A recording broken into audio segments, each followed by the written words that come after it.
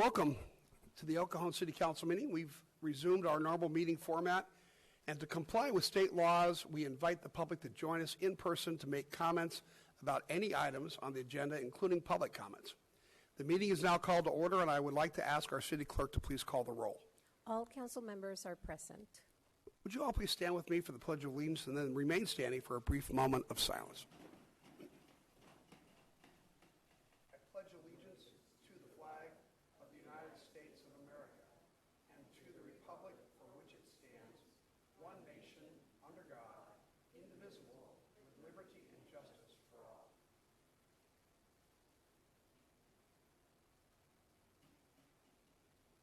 Thank you. Before we continue with today's agenda, I'd like to remind our citizens that today we will be holding the State of the City address at 6:30 p.m. at the Ronald Reagan Community Center. That's located at 195 East Douglas. We hope you'll join us for the exciting events, and we reflect on the accomplishments of this past year and look forward to the year ahead. The city clerk posted orders of adjournment of the November 9th, 2021 meeting and the agenda of the December 14th, 2021 meeting in accordance with state law, council, and housing authority policy. Staff, do you have any agenda changes? Mr. Mayor, we have no changes. Council? No. We have two presentations on today's agenda. I'd like to invite Frank Carson, the Director of Parks and Recreation, to tell us all about this. Frank? Thank you, Mayor. I actually want to introduce Mark Rossplock. He is our Recreation Services Supervisor based out of the Hillside Community Center. He's been the one responsible for what you're about to listen about. About 2 years ago, in December 2019, I asked Mark to look into getting us accredited with the American Camping Association. The state of California, since 2013, has attempted 3 times now to put in legislation that public agencies need to be accredited. So in the end, we felt it was necessary to really go ahead of the state legislature and be ahead of what they're possibly proposing. Due to COVID, it took us a year longer to get accredited, but now we are the only public agency in the County of San Diego that is accredited through the American Camping Association. So I'd like to introduce Mark and have him walk you through the process of how we got there. Hi, Mark. Hi, thank you very much. All right, so the American Camp Association accreditation process did start about 2 years ago. It was quite a process. And let me give you a little bit of background on Hillside Camps for those of you who aren't familiar. So Hillside Camps, we have 10 sessions of week-long day camps each year that consists of Spring into Fun Camp and Fun in the Sun Camp. So Spring into Fun is our spring break camp, and Fun in the Sun is our 8-week summer camp. We currently have about 360 to 550 participants annually, and that's based on whether or not we can operate at full capacity. So currently previously under COVID guidelines and CDC guidelines, we were operating with about 360 kids, but hopefully this year we're looking forward to more about the 550 participant range. We also offer extended camp care options where parents can drop off kids as early as 7 o'clock and pick up as late as 6 o'clock. So the American Camp Association, the ACA has been an active community for over 100 years, consisting of individuals who share knowledge and experience ensuring high-quality camp programs. It impacts 26 million campers and learners annually through their commitment to safe and nurturing environments, developing caring and competent adult role models, providing services to the community and the natural world, creating opportunities for leadership, promoting discovery and continuous excellence and quality improvement. It currently consists of 12,000 members. They provide educational resources, research, advocacy, and outreach to build safer, healthier, and more fun environments. And it currently accredits over 2,400 camps, meeting 300 of their standards. That's about 25% of the camps in all of the United States. So ACA camps set the standards.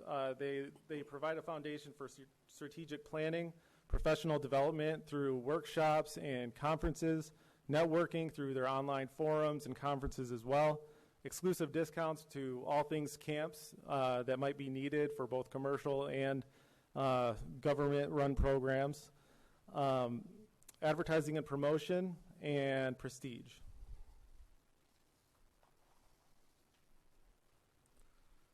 So why accreditation?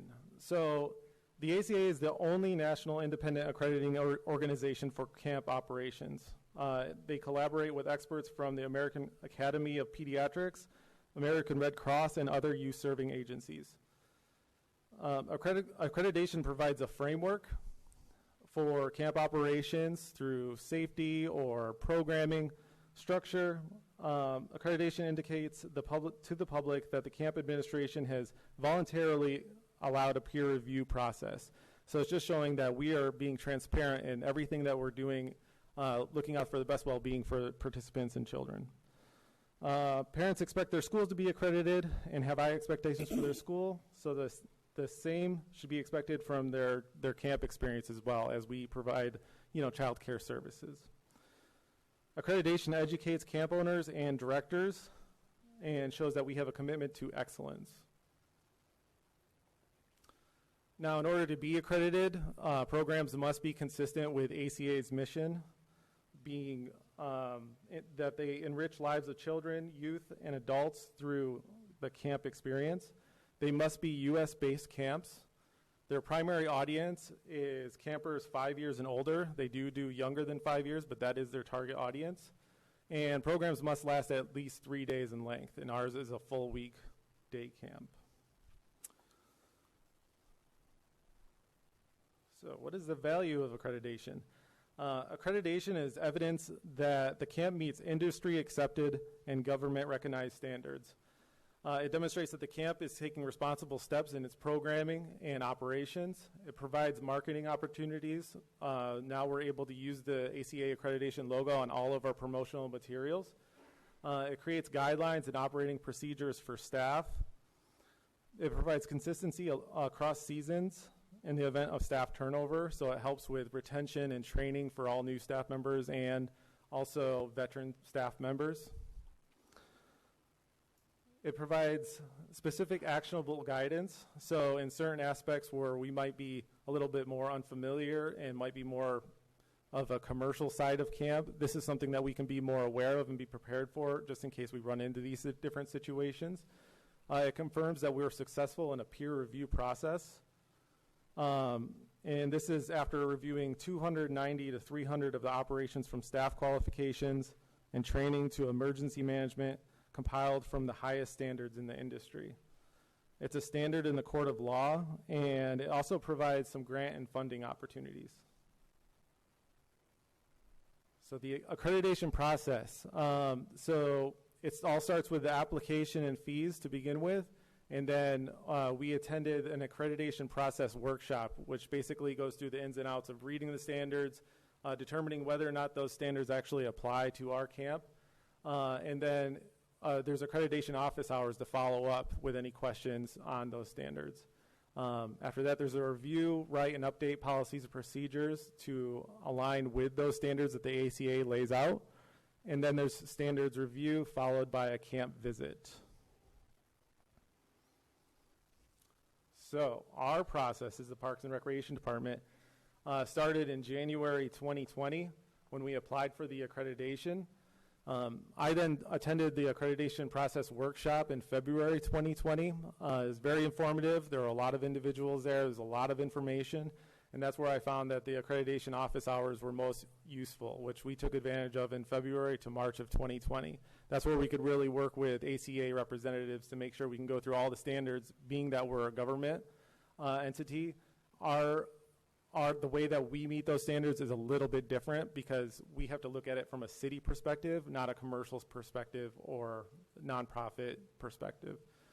Then COVID happened. So we shut down, put a pause on everything, and we restarted the process in January 2021.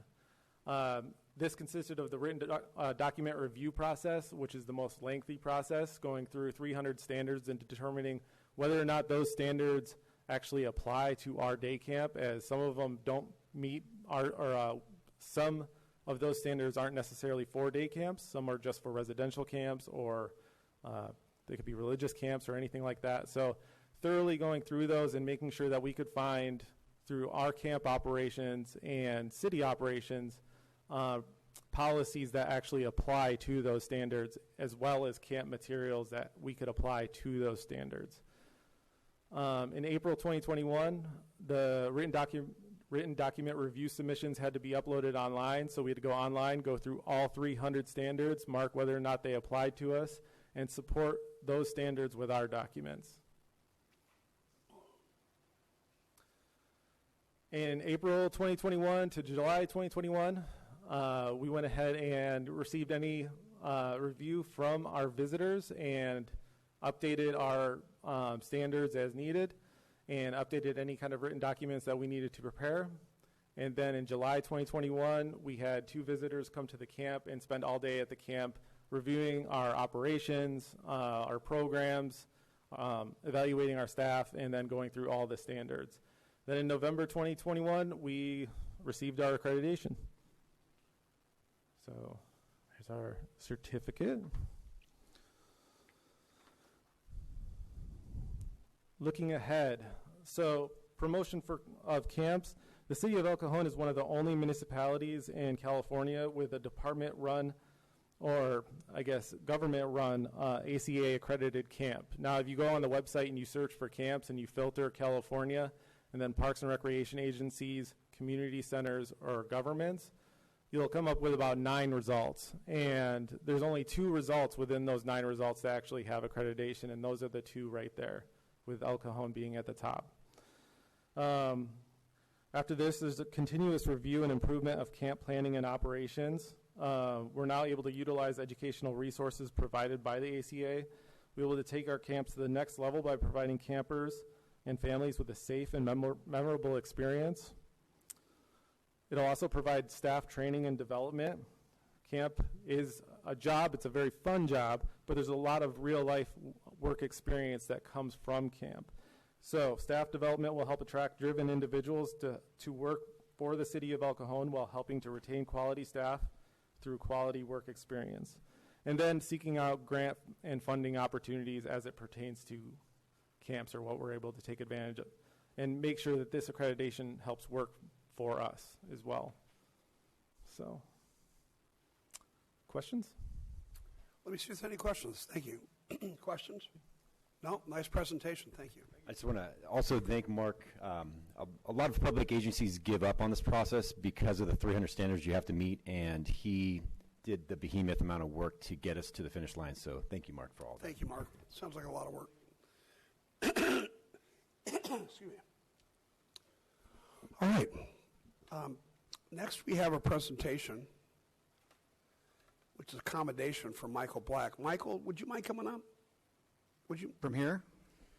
Come up. Oh, Come on up, Mike. you'll have to excuse the bad switching then, because I'm the video guy. There's no getting out of this, Mike. You gotta come up. I gotta switch it. So I'm sorry for the dead air. I want to come down. If you guys want to come down with me.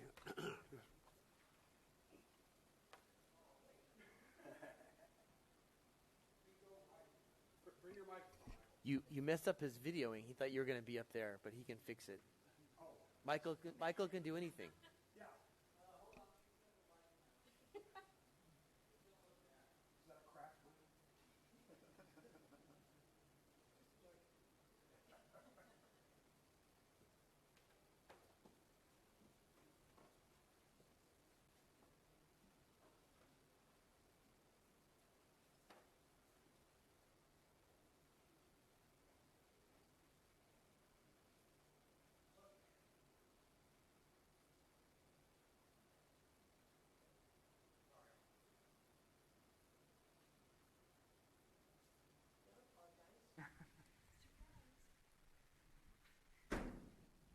Ladies and gentlemen, this is Michael Black, and Michael has been running our audiovisual for 25 years now. And I don't think, I've been here about 15 years, so I've never seen you miss a day. Have you ever missed a day? 0. You're like Cal Ripken. Yeah.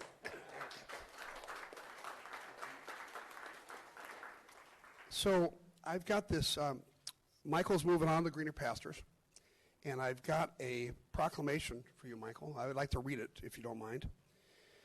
Whereas Video Techniques was founded in 1990 by Mr. Tom Black in El Cajon and was awarded the recording contract for the City of El Cajon City Council meetings in 1996, in 2008, Mr. Michael Black took over Video Techniques after the passing of his father, Mr. Tom Black.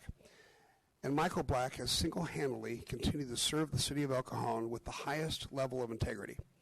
With his knowledge and expertise, Michael was invaluable during the process of renovating the technology in the City Council chambers.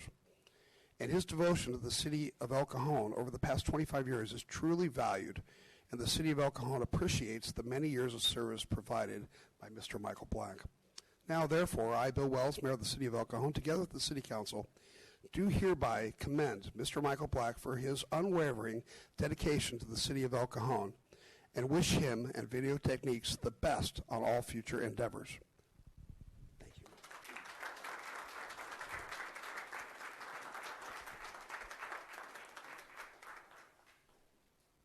And I'm sure everybody has something to say.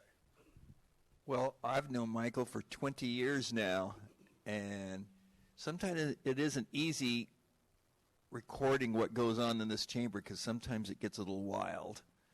And he's done a great job in deciding who to video, when to do it, what cameras to use. That's not an easy task. And he's always cheerful and helpful. I've enjoyed his company here a lot. Thank you, Michael. Mike, through COVID, you certainly had a lot of challenges that you've had to work through, things never done before. You did great. Thank you. Audio video is one of those things that if it's not going wrong, you don't notice it. And I don't think I've ever been in a city council meeting in the chambers or sitting up here on the dais where things have gone wrong. So you have 100% attendance, but you also have 100% success rate. So we appreciate that. All right. So you've done a wonderful job for the past 20 years. I've watched your work online before I became on the council, and thank you for making me look good. And Michael, I just want to say that aside from your prowess technically, you've been a good friend and you're a good man. And I sure have appreciated our time together, and I hope we see each other again soon. Yes. God bless. Merry Christmas. You say anything? Just want to thank everybody, all the city managers, all the city councilmen, except for a few, all of the staff. Sarah, thank you for everything. Police chiefs protecting us every day. 250 plus meetings. I was here first to open the doors and last to leave. So, shortest meeting was 5 minutes. I think somewhat like 1996. Longest meeting was 8 hours. That was Home Depot 2.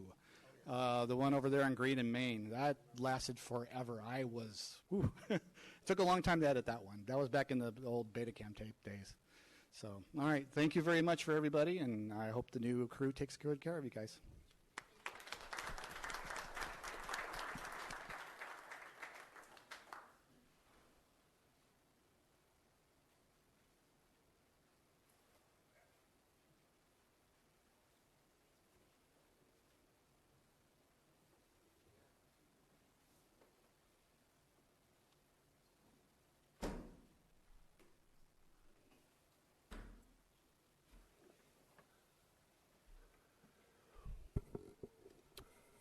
Okay.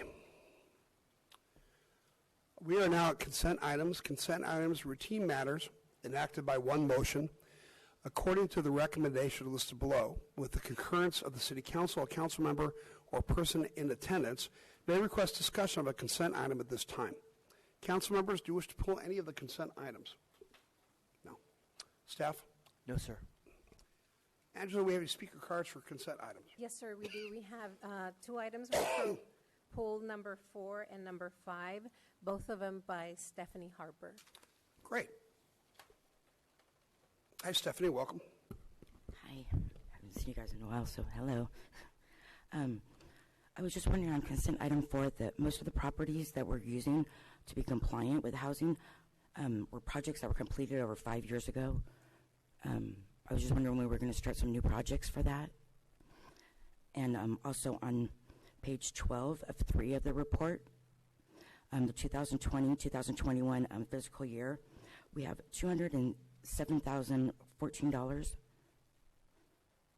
for administrating and monitoring, and only $74,306 for our homeless prevention, like a difference over $130,000. I was just wondering what job does administrating and monitoring provide, because over the past 5 years, there's a difference in those two projects of $514,794. And that's a big, big number.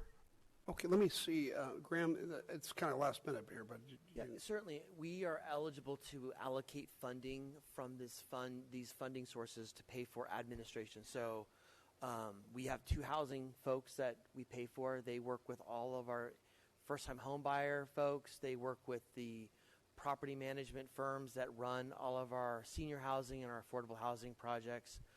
It's important to note that we have a lot of other funding sources that pay for homeless services. So this is just one of many of the funding sources that address homelessness. So these people, so it's two people that are making like this amount of money for monitoring and administrating, or is it different groups within the city that have to do with it? I'm kind of confused. Council, it includes individual salaries, but it also includes a little bit of my time. It includes a little bit of the finances, accounting system, the phone systems, electricity. So all the overhead to run a housing program is wrapped up into this administrative cost. That just seems really, really excessive to me. We're only putting like the base of $74,000 into the program, and administrative and all the other stuff that we pay them their salary anyways is coming out of that just for this certain project. That just seems like that's just way too much. Graham, what's the yearly cost of administrating this program? I don't have that in front of me, but remember, Council, they're not just administering the program the expenditure that you see on the report. They're administering millions of dollars of assets and hundreds of units throughout the city and dozens of first-time homebuyer programs. So there's a lot of management that goes into this program, not just the dollar amount that you see spent last year in homeless services.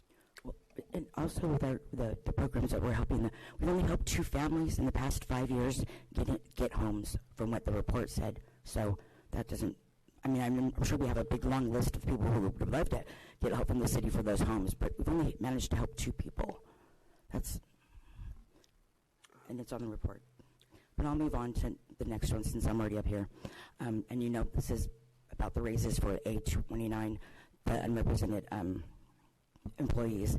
And I was voiced against this because we became a charter city in order to eliminate having to give raises every year to this group. But I think that maybe we should evaluate that, because we're not giving everybody raises every year, but we do give them raises every year. The state, I believe that maybe if we only gave them raises when the state increases the minimum wage would be fair. But we really should evaluate that, because that's a lot of expenditure that we take out every year that we could be cutting back on. Because I'm sure that anybody making anywhere from $24.46 an hour all the way up to $130 an hour, we could probably just bring that back a little bit, since our minimum wage is only $15 an hour. That's just a suggestion for maybe helping out our city. But I appreciate that. Thank you, Stephanie. Yeah, Graham. So it's important to recognize what this agenda item actually is. A29 is the area in which the management employees, the executive team is made up of, but also all of our part-time hourly employees. So we currently have 26 employees that make California minimum wage, part-time employees, mostly rec leaders. We are required annually to update this to pay minimum wage, and minimum wage goes up on January 1st. So this is increasing the wages of our lowest paid employees to meet basic California minimum wage standards. This does not address my salary or any of the other executive team salaries. Oh, I appreciate you clarifying that. Thank you, Graham. All right, I'd like to make a motion then to approve the consent items. Second. Please vote.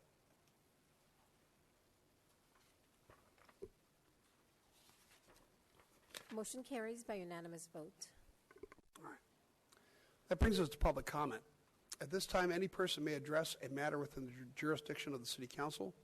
Housing Authority successor agency to the El Cajon Redevelopment Agency that is not on the agenda. Comments related to items on today's agenda are to be taken at the time the item is heard. State law prohibits discussion or action on items not on the agenda.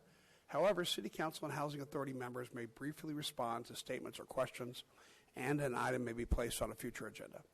Angela, do we have any speaker cards for public comment? We have one, sir, and it's from Captain Jeff Leschmidt.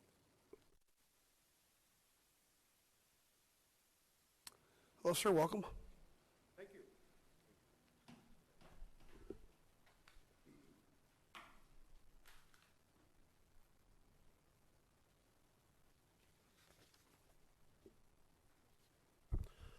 Hello. A lot of you may remember me. I'm Captain Jeff Lashman, 37 years of service with the fire department here in El Cajon. I thank you for the opportunity to talk to the City Council today about my concerns. I have 3 areas I'd like to address. First, I'd like to give an update on my cancer status as requested by Mr. Wells the last time I was here asking for support from the City Council. He asked me to come back and report on that, which I was going through radiation middle of this summer when I had to deal with an appeal hearing for my disability retirement. At this point, the numbers are good, and we're hoping that they remain so. That was great news when I opened the information from my doctor. Unfortunately, there's no guarantee. I'm continue to be monitored every 3 months to make sure the cancer doesn't return. I am grateful this time the test results were good, but I also have to live with the incapacitation the surgery and the radiation have caused me. One of which is permanent erectile dysfunction, the other is bladder control. This is what it looks like, gentlemen. I have to wear this 24 hours a day, and madam, because of the surgery. And the more physically active I am, the less control I have of my bladder. The cancer I have is linked to a variety of exposures that I explained before. The cancer causing toxins during my 30 years service in the city of El Cajon that was determined by a very long, lengthy process of workman's compensation. The second concern I'd like to address was how I was treated by the city when I applied for disability retirement. The city contracts with CalPERS. CalPERS administers it. The city could have worked with me on my application of disability retirement. They chose not to. Still don't understand why they won't talk to me. But again, CalPERS administers it. The city is responsible for it, making the decisions. So, as I said before, I've tried to have conversations with city staff about my application, but nobody was willing to talk to me. I had no support, no help from the city whatsoever. I received inaccurate information from PERS, which led me to filing the paperwork late. It was because of this timing that CalPERS denied my application. So it wasn't because I had cancer, it was a procedural problem.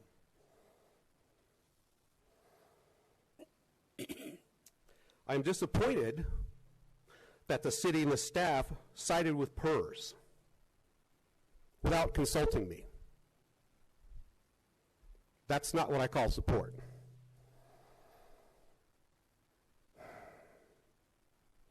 I am disappointed that the city that I supported for so long did not support me when it had the opportunity. This is what support in my world looks like. The city could have been open and having a conversation with me. The city could have voiced support for me in their dealings with CalPERS. They did not have to remain silent and just go along with their decisions.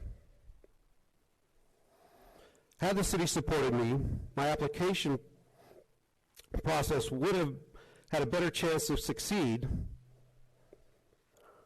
but supporting me would have cost the city absolutely nothing.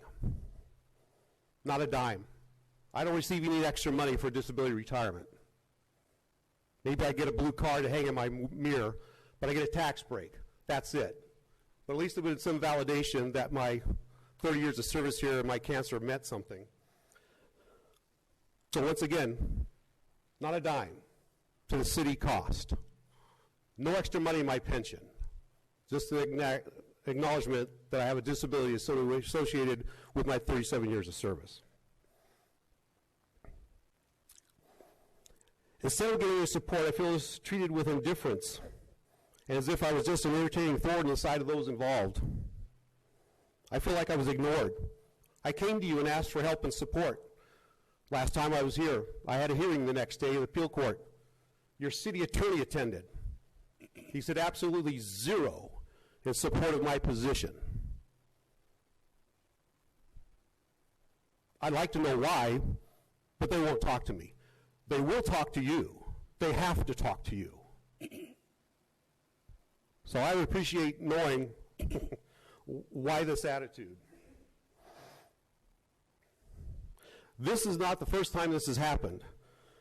This happened before, and the mayor and the city attorney can speak to that. That had to do with my retirement 4 years ago when most of you were not city council members. But I received the same kind of treatment from the city staff in terms of asking for help and support.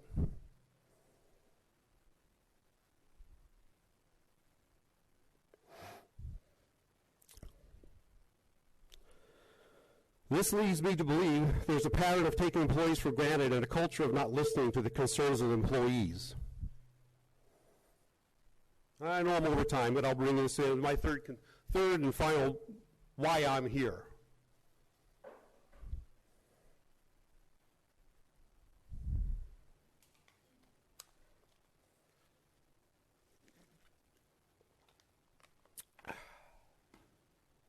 This brings me to my third and final point. I'm not here for myself because the decisions have been made. My disability has been denied. Congratulations, gentlemen. I'm here today because you as the council and city management have both a responsibility and an opportunity to create a healthy work environment for all the city employees.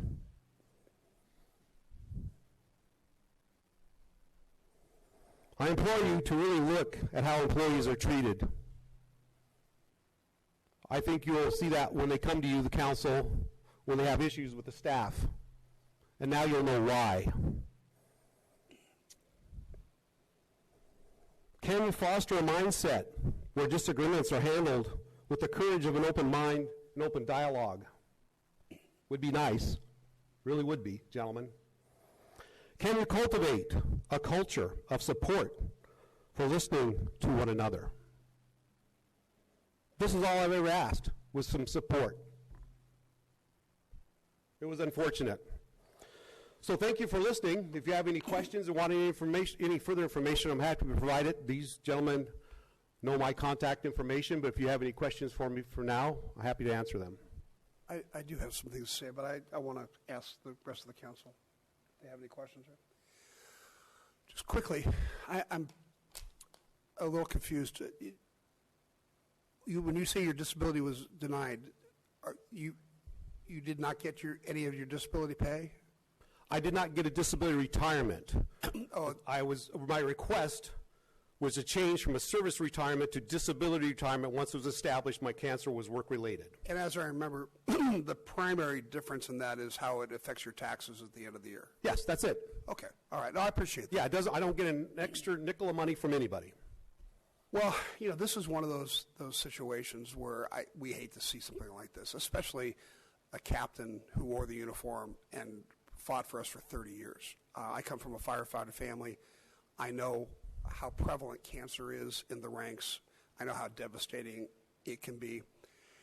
And I also know that it's a really hard, thankless job, and it would be a shame to walk away from this feeling like myself and the city council didn't appreciate your service. I'm not giving you lip service. I appreciate the service of every person that wears the uniform for the city. And somebody who spent 30 years here and retired, you have my utmost respect. I'm sorry that this situation didn't work out. And having talked about this before, I don't think there's much I can do to rectify that situation. But I do want to give you the respect that you deserve. And I hope that you accept that in the spirit that is given, because I'm not saying it just to make you feel better. I honestly believe that. Well, it's hard to overcome that and accept that with the way I've been treated. And this is not the first time, and you know that. No, and I understand that. So And I don't know if it's me personally, but I feel it's more of the culture. well, I think it's the situation, but and if you'd like to sit down and have a meal with me or meet and talk about how we can make the culture better in the future, I'm happy to do that. But I just want to wish you the best. I pray that your physical problems that you're having as a result of your cancer will get rectified. And I know. I will live the rest of my life with the disabilities that the surgery and radiation have caused. And I'm sorry about that. Yep. And I just want to tell you that we do appreciate you, and we wish you only the best. And I hope that this anger and this division can be pushed into the background, because there's so much more to celebrate about what you did for the city. And I know that the city appreciates you. Well, again, that's all negated by interacting with your staff. And I don't know what it is, and that's why I asked the council, and now you'll know why when the city employees come before you, why they're having issues. I don't know why this has to be like the way it is. I know this is government and there are rules, but, you know, I've heard everything you said. I'm gonna file it away, and I certainly want to learn from our mistakes and create a better environment for all the employees that come from the future. And I appreciate you bringing it to our attention again. And I hope that you can have a happy Christmas, and that I intend to. That you look back on your career with the fire department as a positive thing. No. Okay. Unfortunately, because of this action, one time maybe, twice, no. They've completely invalidated my service to the city. I do take pleasure in the service I provide, to the humanity and the compassion I provided to the citizens when they called 911. What I don't enjoy is the treatment I get from staff. No, and I hear you, and I'm not trying to put a happy face on that. I'm just, Okay. I know that there's a lot of good experiences that came out of that, and you have a brotherhood with the people you served with for 30 years as well. I know that. So thank you, sir, and God bless. Any other questions for the city council? I'll just say one thing. I want you to know that I contact our police and fire representatives constantly, asking them, what do you need? And you can ask any one of the presidents of POA or our Heartland Fire Department members that I consistently have asked them, what do you need to be supported? So, like you said, this has been going on for a long time, and one of your concerns that I wrote down was the treatment of city employees. And in that respect, I want you to know that your brothers and sisters that wear the badge, I'm committed to continuing to make sure that they're getting the support that they need. And I don't know all the details that would happen with you, but I'm happy to sit down and speak with you about it. I'd love to come back and talk to you, and I will give you an example. I'm not talking about boots on the ground and fire trucks in the station. We all know the city council supports that for the services. I'm talking about support to the individual firefighters. I will tell you that I asked for support from my firefighting brothers, and they did not want to upset the staff by showing any support or taking sides and saying that the council should show some interest and or support in my request. So they decided to stay out of it, to stay neutral. And I found that pretty disheartening too. So I'm talking about the people. You know, that's what's important to me. So, and I'd love to sit down and talk to you. Have any other questions? I'm happy to email your office, let you pick an appointment. But this is just, it's been bothering me since this started. I need to put this behind me. This is 3+ years of having to deal with the cancer, the treatment, and this whole process of workman's comp and PERS. So, if you just call Tracy at the city manager's office, she could set something up for us. Okay. Thank you, sir. Thank you.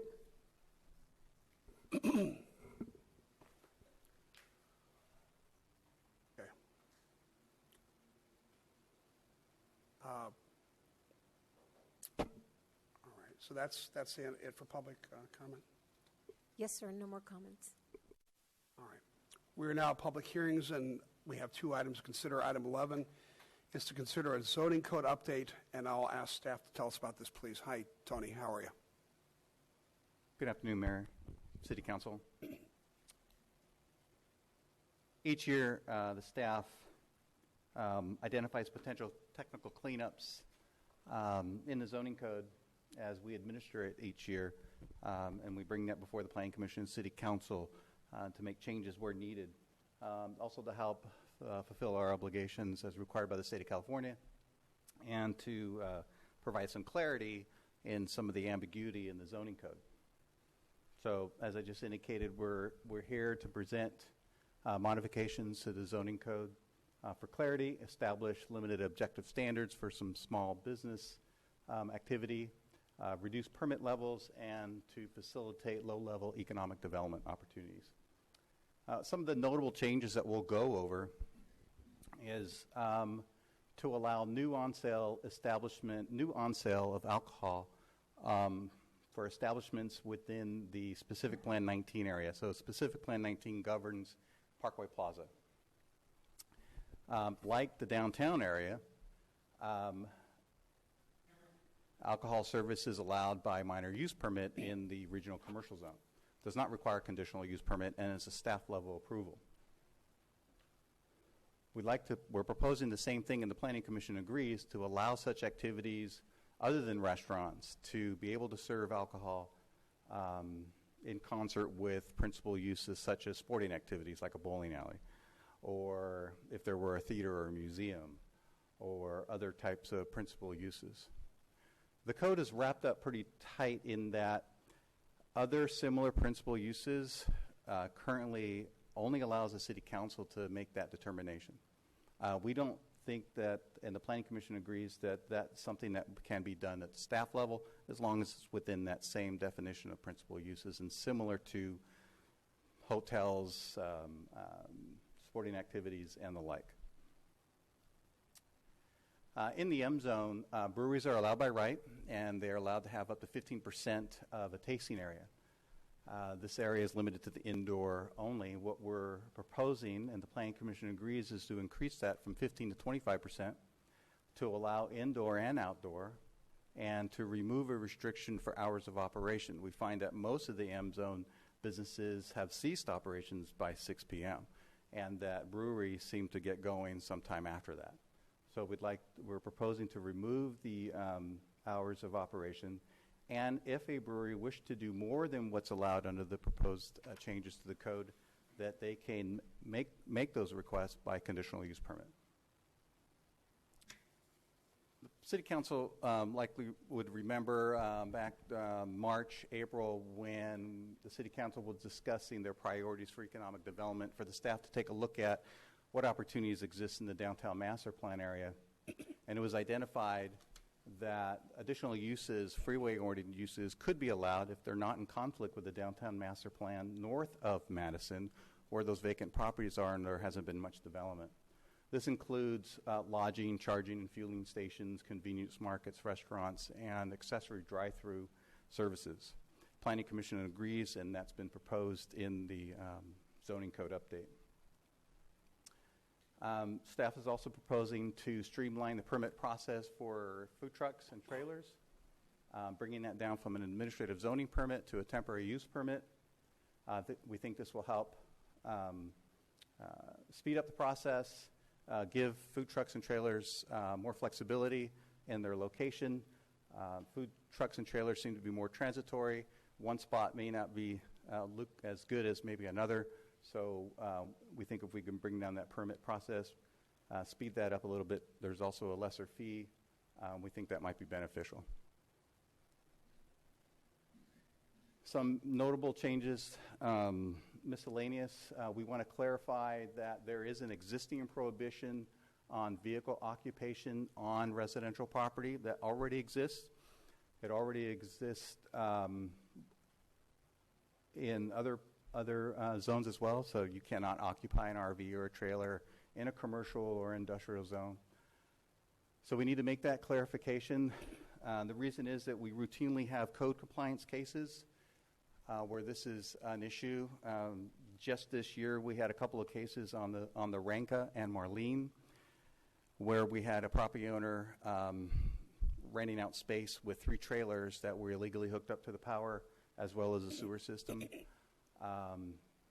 We think we need some clarification to help our application or interpretation of the code, as well as ensuring that residential properties and others are providing code-approved residential housing facilities.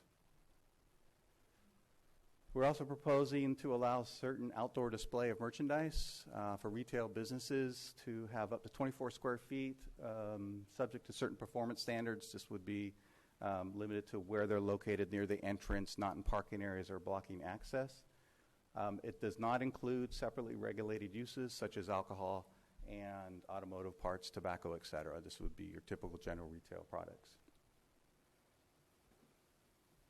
We're asking that the parking rates for vocational trade schools be grouped in with others not listed, and that category is determined by the Community Development Director. We think this will help certain vocational trade schools. The current rate is a bit onerous and excessive. The Planning Commission agreed with the proposed changes that are before you in your agenda report, that we have received no public comment, and the Planning Commission recommended City Council approval on November 16th. We ask that the City Council open the public hearing, receive testimony, close the public hearing, and then move to introduce the ordinance, and ask the City Clerk to recite the ordinance by title. And staff is available to answer any questions. Any questions for Tony? Steve? Hi, Tony. Very comprehensive. Thank you. Let's talk about RVs for a second, because the proposed update is an addition to Section 17.140.160 of the Municipal Code, and the added phrase is, and in no case may such vehicles be used as habitation anywhere on the property. Does California state law prohibit living in a trailer, RV? Does that supersede anything that we have?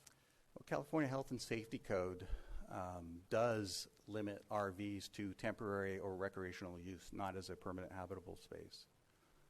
So was it discussed in the process either with staff or with the Planning Commission?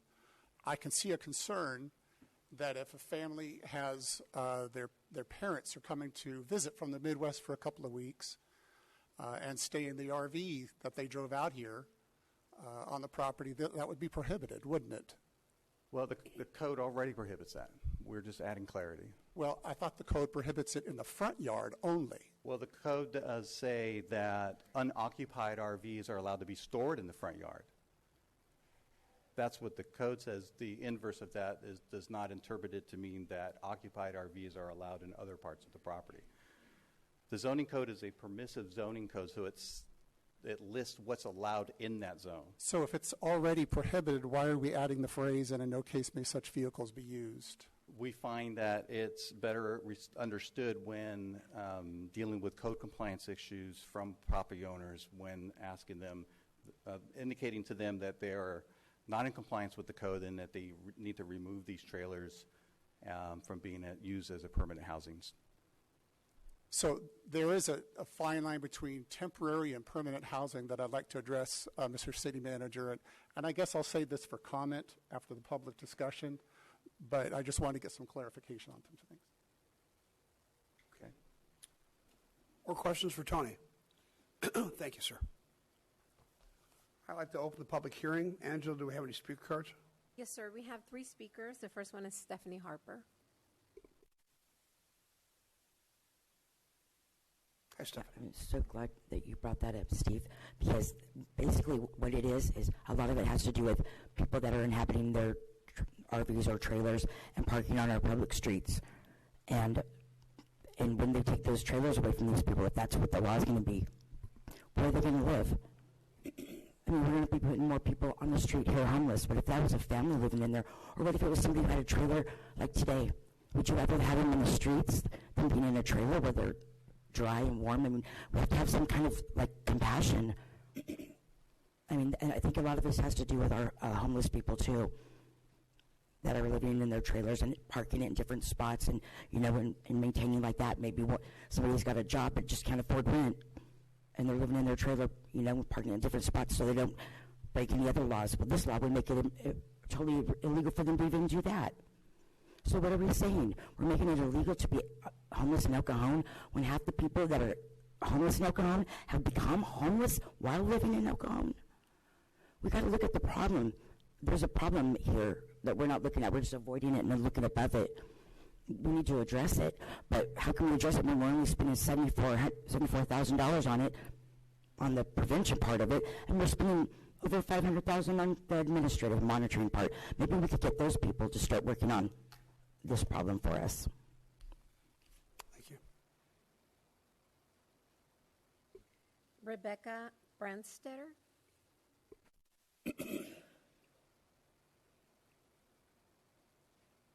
Hello, welcome. Hi, thank you. My name is Rebecca Brandstetter. I live on Hillsmont Drive in El Cajon.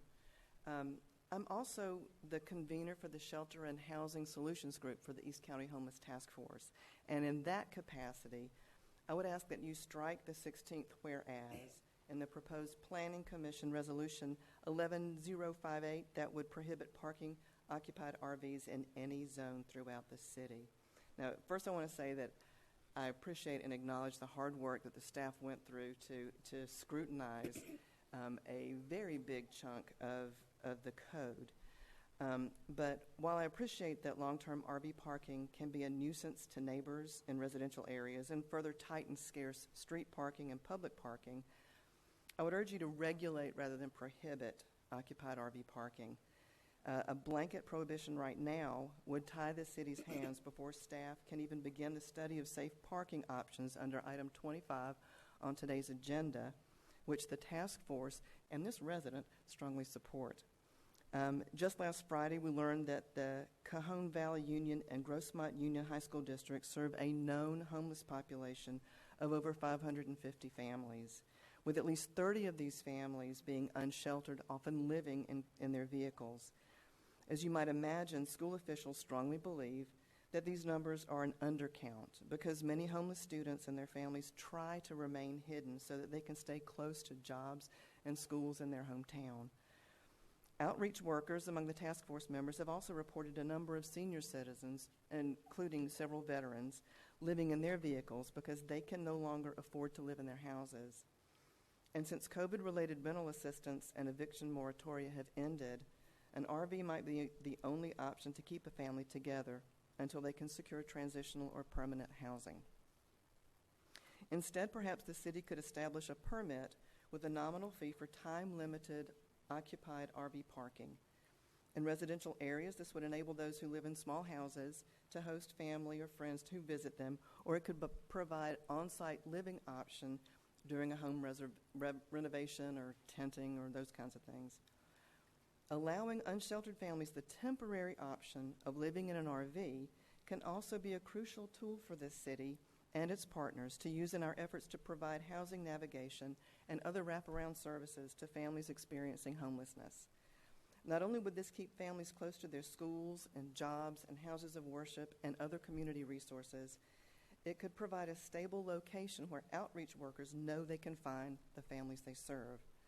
So I ask El Cajon City Council to keep this option open for now and to work with staff and the community to put strategic regulations in place that ultimately would better serve the interests of our city. Thank you for your consideration, and thank you for your dedicated service to our city. Thank you. Last speaker, Bonnie Baranoff.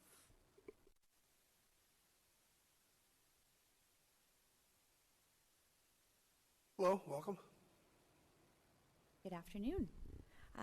Honorable Mayor and City Council members, just following up briefly on what my colleague Rebecca had to talk about. My name is Bonnie Baranoff. I'm here this afternoon representing the East County Homeless Task Force. We, the East County Homeless Task Force, objects to prohibiting occupied RVs and trailers in all zones and asks that you strike this recommendation from the Miscellaneous Zoning Code amendment. Prohibiting RVs and trailers could negatively affect much-needed emergency housing solutions in El Cajon. So thank you for considering this request. Thank you. Are any more? No more speakers, sir. Make a motion then to close public hearing. Please vote.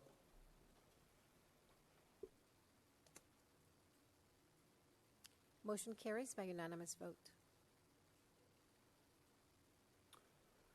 Tony? So, Mayor and Council, I just want to remind the council that living in RVs and trailers on residential property or commercial or industrial is already prohibited because the code is silent about that activity. So when the code is silent about something, it means it's not allowed. Number two, the proposed language is to ensure clarity. And something that the council, I'm sure remembers, is that the council adopted an emergency housing pilot program a couple of years ago to allow for such emergency housing options in either an emergency sleeping cabin approved by the California Building Code under Appendix O and or tiny homes on wheels as they are approved by the DMV and meeting certain ANSI standards that allow for or that are built to be self-contained living situations. There are 15 sites in the city that can accommodate such activities. The council adopted a streamlined permit process. No one has yet to take advantage of that to date.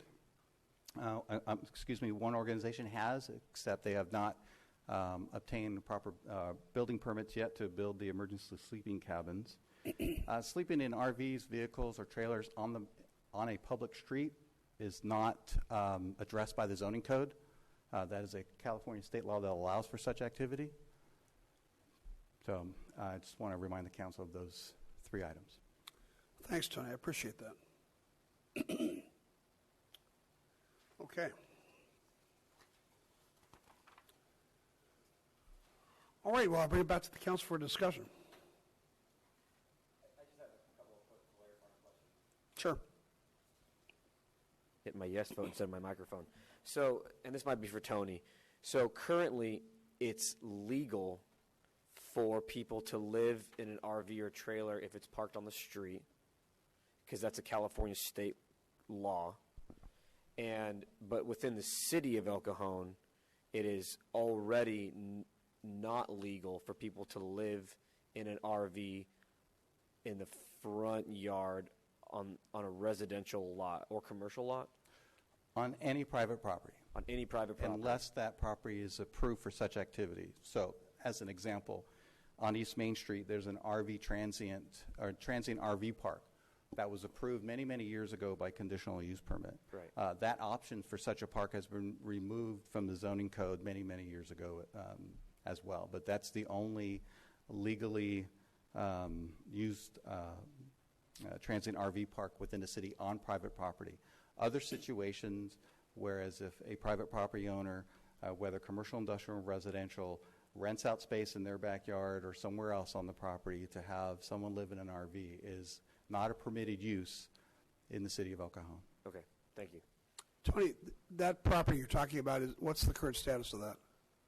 On East, the transient RV park on East Main Street? Yeah.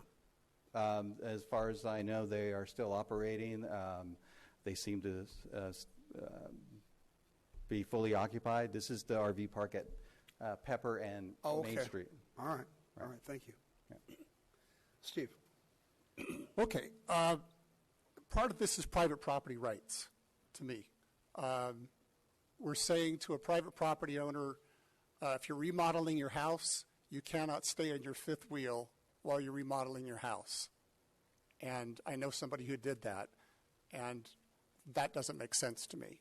If I might clarify, Mr. Councilman Goebel, there is an opportunity for someone who has an active building permit and making renovations to their house to secure a temporary use permit for them to have accommodations on their property while they're doing the remodel. Does that temporary use permit cost money? $195.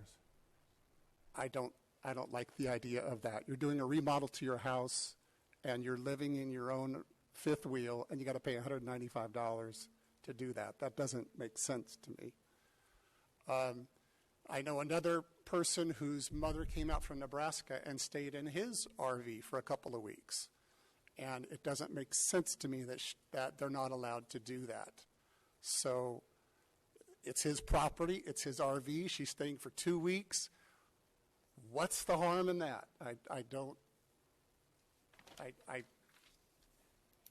He's losing a right to his property to use it in that way. So the Housing and Shelter group at the East County Homeless Task Force had a great meeting apparently last Friday in the Cajon, and I'll talk about this more during the parking, safe parking item, but they have 13 unsheltered families in the Cajon Valley School District, 19 in the Grossmont District, that they can't figure out anything else but they're living out of cars or RVs. And it would seem if somebody has heart to let those people park their car in the driveway while they're trying to find a place to go to school, that seems sense. So what makes more sense to me is rather than say a complete prohibition, that there might be some kind of reasonable time limit per year to say up to 30 days per year you can occupy an RV or a trailer or a car on your property. And that 30 days would cover your relatives or friends visiting from out of town. It would cover remodeling to your house. It would cover somebody who has a heart to let a family with kids in Cajon Valley or Grossmont stay in their driveway for a month while they're looking to secure housing. So I would suggest that we change it to, and in no case may such vehicles use the habitation, to somehow put the language to suggest a limit of 30 days per year, per 12-month period, 30 days per 12-month period. That'd be my suggestion. All right. More thoughts? Okay, I also attended that meeting last Friday, and I realize that this is already on the books and that it's illegal in the city of El Cajon, but when was this law passed? Council member, I do not know the date of that. Okay, but probably a really long time ago. Times have changed. Times are hard. And I think that and I mean no disrespect, but I think that we need to reevaluate this particular code. We need to reevaluate it and look at it, what is going on right now, because we've got too many people, too many kids living in cars, living in RVs or trailers or whatever. I get it. I certainly don't want all of my neighbors having trailers in their parking lot, in their driveways or in their front yards or whatever, living in them. I get that. But right now, in this day and age, we've got to reevaluate and be a little bit more compassionate to those who are not able to have a house or have an apartment. And I know what it's like to live in a car. I know what it's like to live and sleep in my car as a kid, and that sucks. Because kids should not have to live in cars. Kids should not have to live in mobile homes, or not mobile homes, but RVs. And I realize that they don't really have a voice. And it's tough, and it's really not the city's job to provide housing for everybody. But we need to make our regulations a little bit flexible and allow for those who want to help, or allow for property owners, business owners, whatever, to allow someone to live in their car or live in their RV, even if it's just for 30 days. Because that 30 days, like my colleague had mentioned, that 30 days could be just enough time to get into that apartment. They could save that money to get them over the hump to get into that apartment. So that would be my suggestion. We need to reevaluate that law, because if it's a state law that allows for this, and this law was done a long time ago, we need to bring it up to current standards. I appreciate you at least considering it. Gary? I think Councilmember Goebel made a very compelling argument about the 30-day exception. If we find that it's abused or causing problems, we can revisit this. But as Councilmember Mitchell said, these are extraordinary times. There's a tremendous housing shortage right now, and 30 days may give them time to get together with our housing people to find a place where they can go that's affordable. Wait, Tony, you can sit down. We'll call you back if we need you. I appreciate that. Stuck up there. And just here to answer any questions that the council might have. Steve and then Phil. You know, the reason why I say 30 days is because on the other side, you have the balance of the quality of life in a neighborhood that we have to address. And I think staff has given us 2 instances where they're becoming quasi-Airbnbs, where people are using these fifth wheels or trailers to make money. We have electrical safety, we have sewer safety, we have water safety, and we don't want to get into an Airbnb or quasi-ADU situation. So I think 30 days allows for these interests of the property owners while protecting the rest of the neighborhood's quality of life as well. Bill? Steve, or in your proposal, did you say, okay, so 30 days within a 1-year time frame? Is there a limit to the number of times that they can have the 30 days within that year? Maybe you can clarify. A total of 30 days in a 12-month period. A total of 30 days in a 12-month period. Okay. Yeah, like my colleague, I was homeless in college, and I lived out of my car. And it's not fun. But yeah, I tend to agree with my colleagues. I didn't know about this until now, and everyone makes a very compelling argument in that the flexibility for a temporary opportunity for someone to live in their RV for a temporary amount of time, I think, is reasonable.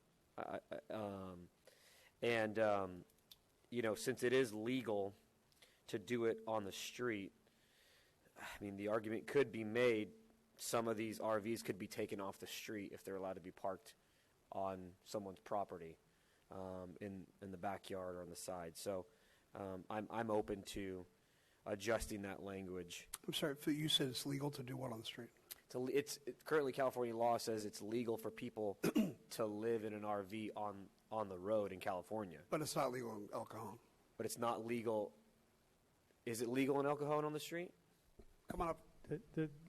The distinction is that the zoning code addresses private property, the use of residential, commercial, manufacturing property, not the streets. Right. So what this proposal is to clarify that you could not allow the habitation of RVs or trailers anywhere on any properties. Specifically in this case, I think it was in the residential zone, but I think it applies elsewhere. So that if you're wanting to change that, you would want to state some sort of guidelines that we can insert into that change. For perhaps you've heard from the public speakers about homelessness issues and those that are benevolent to their neighbors by allowing them to stay there. Perhaps we avoid Airbnbs, as Mr. Goebel said, by making it rent-free or without any kind of payment or consideration or something like that, or by the property owner's residents or relatives or something, or both. So just some thoughts on that. But to your point, I think to your clarity point, it is legal. So like right now, someone could park their RV on Mollison and live in it. Is that correct? That's correct. But again, as the city attorney indicated, that's state law. It is not addressed by the city zoning code. Right. Okay. So I think my point in being, if we allow a temporary use of an RV to be lived in, instead of people parking their RVs on the street, they would park it in their driveway. Does my rationale add up a little bit, or am I off? Steph understands what the council is indicating. Right. However, I would just note that most folks who are living in cars and RVs are transitory. They're not from the neighborhood. However, if the council wishes to entertain such language to adjust the zoning code as proposed, I would suggest that you modify in a motion section 17140160.4 And the last sentence, where may such vehicles be used as permanent habitation anywhere on the property. However, property owners may use such vehicles up to 30 days in a 12-month period for their personal use and or for others at no rent, something along those lines.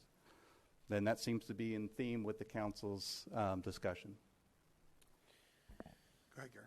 Well, I like Tony's solution. And I think I would rather have these RVs or cars parked in a driveway because I think there's a safety issue. It makes everybody safer. It makes the people that are driving down the road safer because they're not going to run into an RV parked on the side of the road that sticks out a little bit.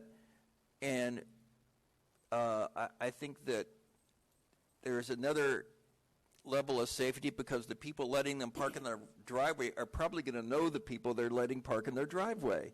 So there's more safety there, and people that prey upon the homeless or the that are living in their cars because they're out there, I think they're less likely to go into someone's driveway or backyard or side yard to cause trouble. So I can see where the council's going with this, and not to be a Grinch at Christmas time, but I'm going to give you another perspective. As I'm sure all of you know, I spent my adult life working in psychiatric emergency rooms, working with homeless people. In my estimation, almost every homeless person I met through the hospital system was addicted to drugs and alcohol. There's a lot of criminality in the homeless population. I know that we're talking about two different situations. We're talking about, on one hand, we're talking about folks coming from back east and staying with their kids for a couple of days or a couple of weeks. But a lot of this conversation has been about letting homeless people who maybe have a car or access to a vehicle live in neighborhoods in people's yards by somebody who's got a soft heart for that kind of thing. I think we also have a responsibility to the people that buy homes in El Cajon, that they maybe don't want homeless people living in driveways next to them. They don't want all that comes around with it. They don't want the urination that happens on the side of buildings. They don't want the trash. They don't want the drugs and alcohol. They don't want a long history of criminality in the neighborhoods where they're raising their kids. And I think we should take a serious look at that. We should distinguish between what Steve talked about originally, which was having people come, relatives come and visit, and having the ability to come and visit, and then this other concept of allowing people to park their vehicles and be homeless in neighborhoods. Now, I remind you, we spent a lot of money and we spent a lot of time working with the East County Transitional Living Center, where there's about another half a dozen homeless outreach type programs that we facilitate and help in the city. There's lots of opportunities for people to get off the street if they want to get off the street. People generally don't get off the street because they choose not to go into these facilities for their own reasons. So I'm personally going to have trouble voting for a plan that allows homelessness in neighborhoods. I think that's exactly the opposite of what we want to happen. So if there's a way to figure out a plan that works for people who want to come and visit, that I'm open to that.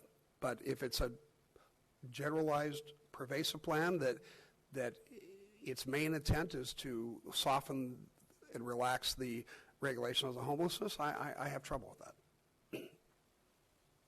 So we've actually got three situations here. You've got the visiting relative. You've got the homeless who are chronically homeless and refuse to go into a shelter or whatever. And then we have what Bonnie was talking about, Bonnie and Rebecca and Kay, that you've got students living in their cars going to school. They're not chronically homeless because of drugs and alcohol. They're not visiting. So what are they? And we need to be able to address that. And I get it. You don't want them in your neighborhood. I understand that. And I understand that, neighbors don't want to have homeless people living on the street. But then we need to be able to give them something else. And I know that we have other shelters, but what about these students? What about the kids that are going to school in our schools and they're having to live in their cars? What are we doing for them? And I'm sorry, but if we're going to put, say we put a 30-day time limit, then what I would do is throw it back on to the advisors for EC, for the Homeless Task Force, or other homeless providers or advocates. You got 30 days. Get on the ball. Let's get out there, and you got to work harder. How are you going to monitor that? I don't know. But, See, how does our staff know that somebody's been there 28 days and it's time for them to go? Well, then part of it, what comes to mind is a registration system. That we can give you a certain time limit. You're allowed to park, I don't know, what I've talked about before is like in some store parking lot, and I know that that's kind of been not a good idea, but register. It's monitored. Give them some sort of placard so that when PD rolls by, they know that that person is registered and within the system. I think we can come up with a solution, but we've got to sit down and we've got to brainstorm a little bit more than in a city council meeting. But I mean, we cannot have our students living in cars. Well, I certainly think this would be something that we could bring up in the goal-setting sessions about long-term solutions for students that are homeless.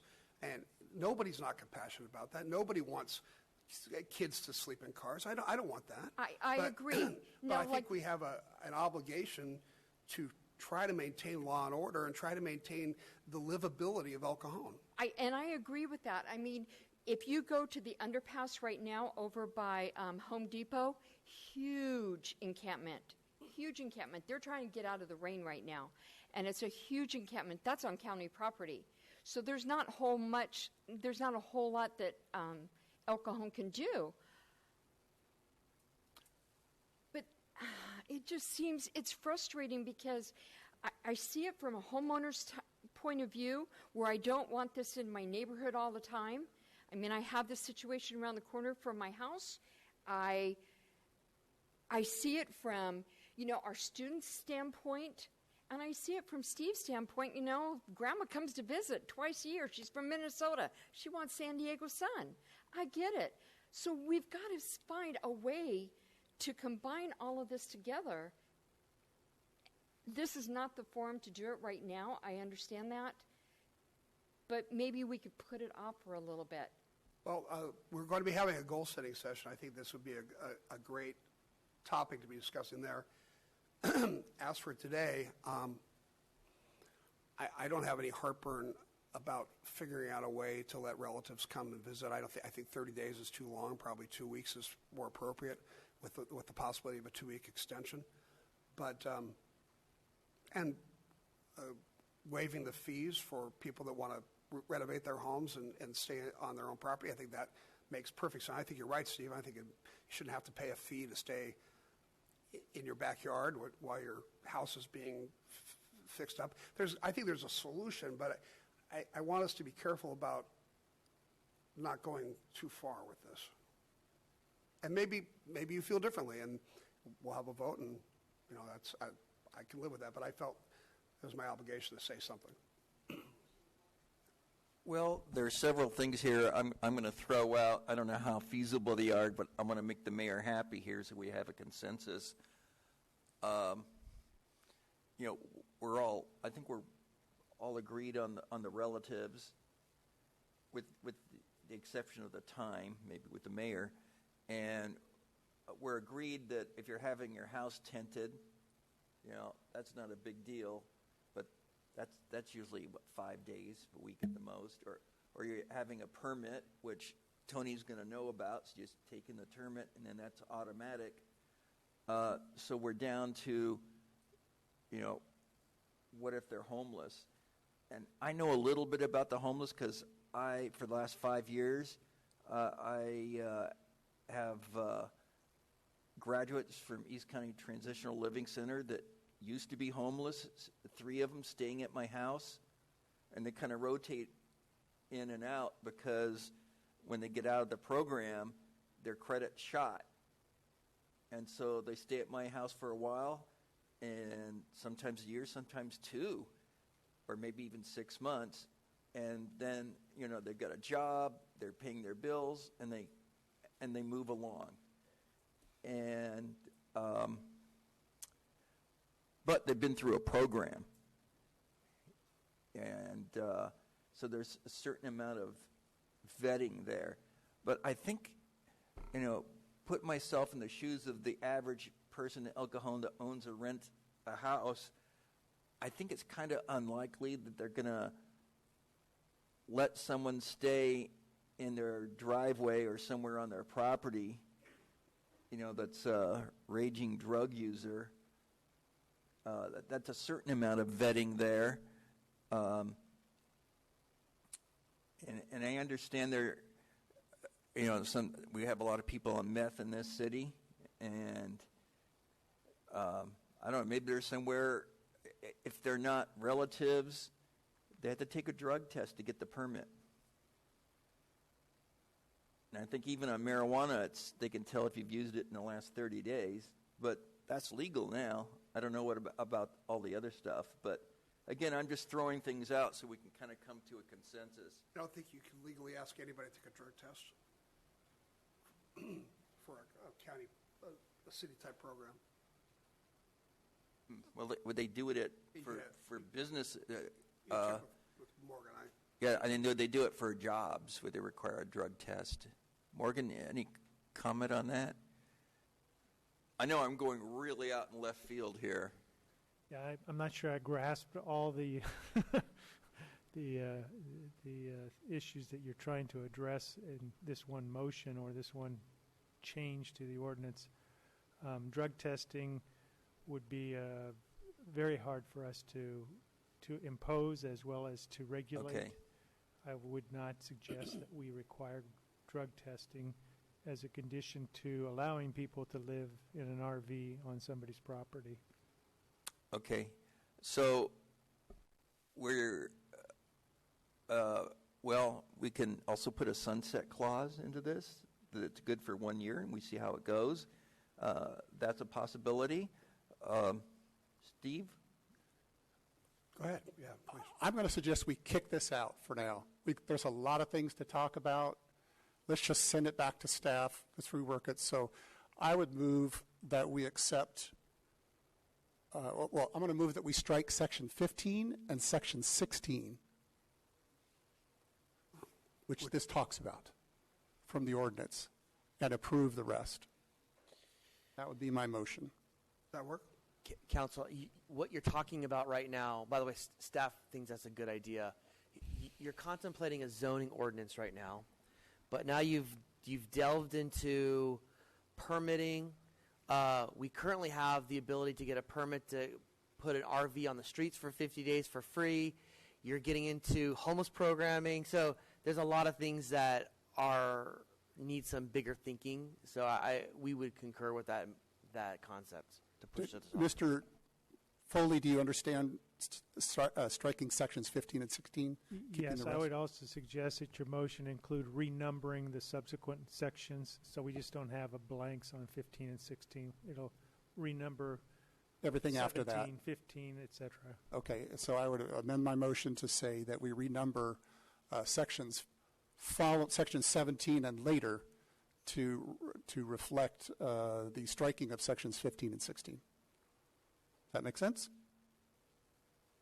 Is there a second? I'll second. Moved and second. Please vote.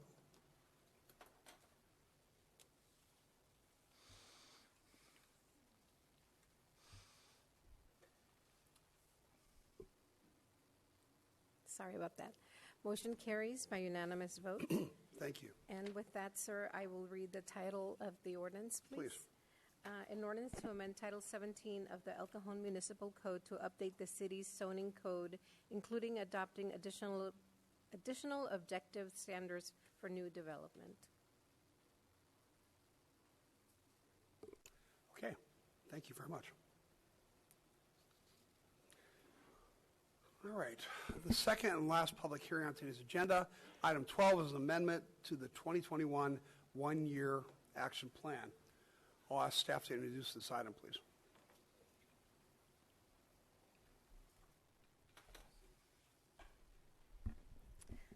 Good afternoon, Mayor and Council members. I'm Jamie Van Raviston, with the Housing Manager with the Community Development Department. This public hearing is for adoption of amendments to 2 separate annual action plans. Thank you, Tom. We're a third amendment to the fiscal year 2021 action plan for allocation of available CDBG program income to a project we'll discuss ADA concrete improvements, and a fourth amendment to the fiscal year 1920 one-year action plan for reallocation of available CDBG CARES Act funds to a new project that will prevent the spread of COVID-19 and other potential viruses into the future. The third amendment to the 2021 annual action plan is for allocation of available program income totaling $510,000 to an existing public facilities project. You might recall in January of 2021, the City Council authorized the sale of the 1034 North Magnolia building for the purchase price of $1.06 million. The building was originally purchased with CDBG funds, and the sales proceeds were to come back to the CDBG fund as program income. In that hearing, Council also allocated a portion of the program income, $550,000, back to the Wells Park project to replace funds that were previously temporarily reallocated for another purpose. Escrow closed on the sale of the building in March of 2021, and the city received the fund. The remaining balance of $510,000 is available for allocation to an eligible public facility project. Public Works has identified additional needs for ADA concrete improvements throughout the city to improve accessibility and meet ADA standards. The funds will be combined with 2 previous allocations of funding to the ADA improvements project, and will be used to expand the number of curb ramps and sidewalks that will be improved with a total amount of funding. The total project allocation with the previous allocations is up to $1,020,000 and change. Staff recommends allocating the $510,000 of unallocated CDBG funds to this project for continuation expansion of the ADA improvement projects throughout the city. The design of the project is already underway and is expected to be completed even with the new money added by June of 2022. The fourth amendment to the fiscal year 1920 one-year action plan is for reallocation of available CARES Act funds, the CDBG Entitlement CARES Act funds, to another CARES Act eligible project. As you know, HUD provided us with a total of $1.8 million in CARES Act funding through this program, and all of these CARES Act funds must be used to prevent, prepare for, or respond to the coronavirus. Since May of 2020, City Council has authorized allocations of CARES Act funds for categories of projects, including rental and utility assistance, emergency motel stays, emergency shelter, and more recently, the emergency scatter site motel program, the home delivered meals, and a reservation of funds for a potential facility serving homeless in possible collaboration with neighboring jurisdictions and the county. All of these projects are underway, with the exception of the rental and utility assistance programs. In March of 2021, the county opened its massive county emergency rental assistance program, and for those affected by the pandemic, including El Cajon residents. At that time, our rental assistance programs were suspended in order to avoid a duplication of benefits and also to make sure El Cajon residents would not be ineligible for that assistance with the county. A total of $238,259 in CARES Act funds remains from our rental assistance programs. And there's also a small amount of funds from the first emergency motel stays program that didn't transfer to the new agreement that we gave them.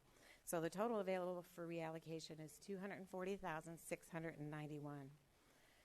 This table provides detail of the project balances remaining and the total available for the reallocation.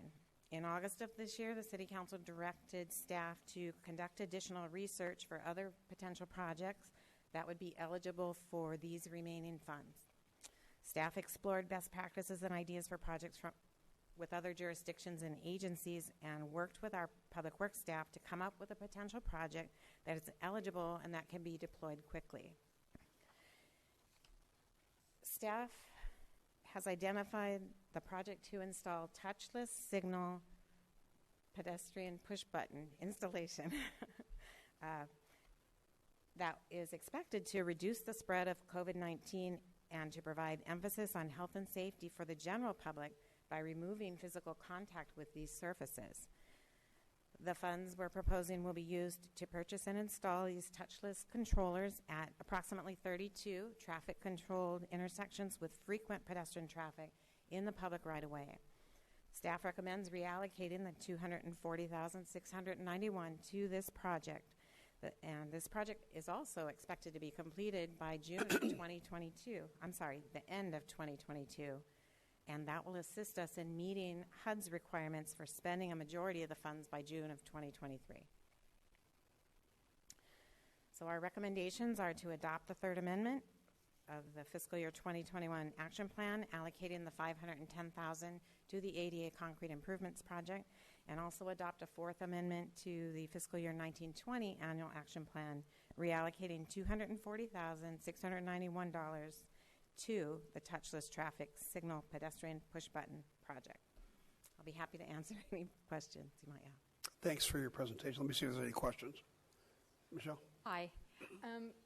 On this touchless traffic signal, what's the data show the amount of transmissible COVID germs on these things? Is there data on that? There is not data on that I have seen. So we're putting them in. We want to spend $240,000 for touchless traffic, cross the walk, and to not spread COVID or not spread any germs, but we don't have any data to support that. We have the data, I understand from Public Works, we have the data on the usage and the pedestrian, how often those particular traffic signal crossings are used. And it is a mechanism to, when you wave your hand, you avoid physical contact. So there is no data on how transmissible that disease would be, but I think touchable surfaces, if you could minimize that, I think it's generally known that that would help to spread, other diseases. That what prompted the that's idea, that's my next question. Is a lot of our public works staff that are out in the field noticed that people. Well, first of all, I have been running all the streets of El Cajon. Yeah. I never touch one of those. I use my elbow, right? Yeah. But we see a lot of people using their feet, their hips, their shoulders. So we know that there is a prevalent concern about people touching those. And so this would be a solution to meeting that need that we see in the community. Are there other needs? Probably, and if council has other possibilities for those funds, we're interested in hearing what those are. But remember, these are funds that have to be spent soon. They have to be for CDBG eligible neighborhoods, and it has to be COVID related. So it does restrict our ability to do a lot of things that otherwise we'd love to do with some CDBG money. And have we gone out and have we sent out a request for quote? I mean, for the cost of these particular. Right. Well, I have the engineer's estimate. The traffic engineer Mario did tell me he thought he could do this number, so I assume that he's looked at the internal costs and the costs of going out these particular models. I don't know that he obviously has not done an RFP yet. Right. Well, I know we're not going to purchase yet, but I was just I just want to familiarize myself with the process. Have we gotten quotes? Is this the best? The best price that we're going to be. I'm sure. Is this the best price for the product? And then, of course, you've got staff man hours to install it and all of that. So that comes up to 240,000, correct? Well, I think with the available funds, they would have to scale up or down the number of controllers they would be able to install. Okay. Thank you. Okay. Any more questions for staff? All right, thanks very much. Nice presentation. Okay. So the public hearing is now open, and Angela, do we have any speaker cards? We have no speakers, sir. Make a motion then to close the public hearing. Second. Please vote. Motion carries by unanimous vote. Steve. I'm okay with the first 510,000. I would ask the council to delay a decision on the 238,000 for the touchless signals till after we hear about the safe parking initiative, because I believe that could be an eligible funding program since it falls under the same category as motel stays and emergency shelter housing. Correct? You can use CDBG COVID money on any homeless-related programs, and in fact, I wish Ms. Harper hadn't left, but we actually spent $345,000 of this specific funding source on homeless programming. So it's an eligible use of the So money. I guess I would ask the council to delay the decision on the second part of the recommendation until we hear the safe parking item. Everybody nodding in agreement, so somebody like to make a motion then? I'll make a motion that we adopt the next resolution order amending the FY 2021 one-year action plan to allocate the $510,000 to the ADA concrete improvements. All right, please vote.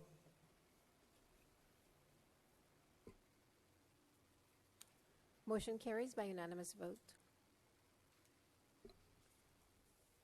Perhaps you should, Mayor, continue the rest of this item until after that item 25, and then you can take it back up without changing the agenda.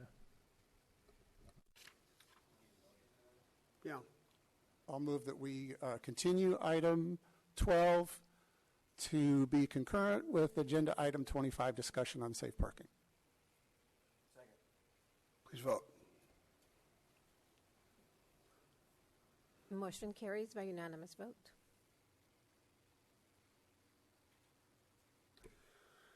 All right, we have 6 administrative reports on today's agenda. Item 13 is regarding the selection of the mayor pro tem. I'll ask the city manager to please introduce this item. Thank you, Mr. Mayor, members of the City Council. Our municipal code requires the city to contemplate a rotation in the mayor pro tem or the deputy mayor in December of each year. And so if we go to the next slide, staff has prepared a slide that shows the rotation in the last 4 years and the upcoming 3 years based on who has not had a chance to serve in this role. Staff would recommend that Councilmember Meschel be the proclaimed the deputy mayor for the 2022 year, and then consider the motion would not be to consider 2023 and 2024, but that kind of lays out the future. Great. Any questions, council? Any speaker cards on this item? No speakers, sir. All right. Somebody like to make a motion?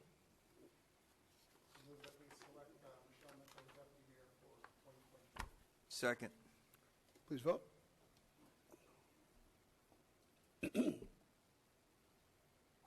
Motion carries by unanimous vote. Congratulations. Item 14 is the City Council Action Plan Update, and I'll ask our city manager to tell us about this.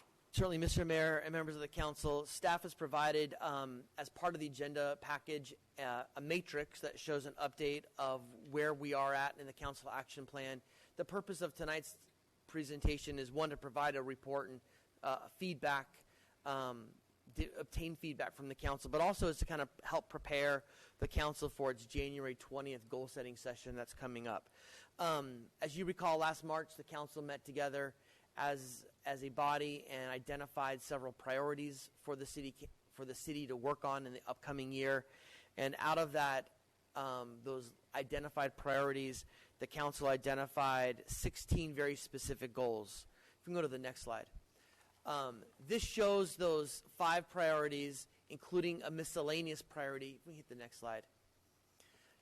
And I want to point out that after the plan was put forward, ARPA money came in. So staff's been spending a lot of time on administering ARPA money, and we've had some SANDAG issues. We've had the so-called working family ordinance to work on. So there have been some things that have sidetracked us a little bit this last year, but I'm really proud of the work that we've accomplished thus far. And I wanted just to highlight not details on all 16 goals, but maybe a highlight of some of the things where we're at and give council an opportunity to ask any questions.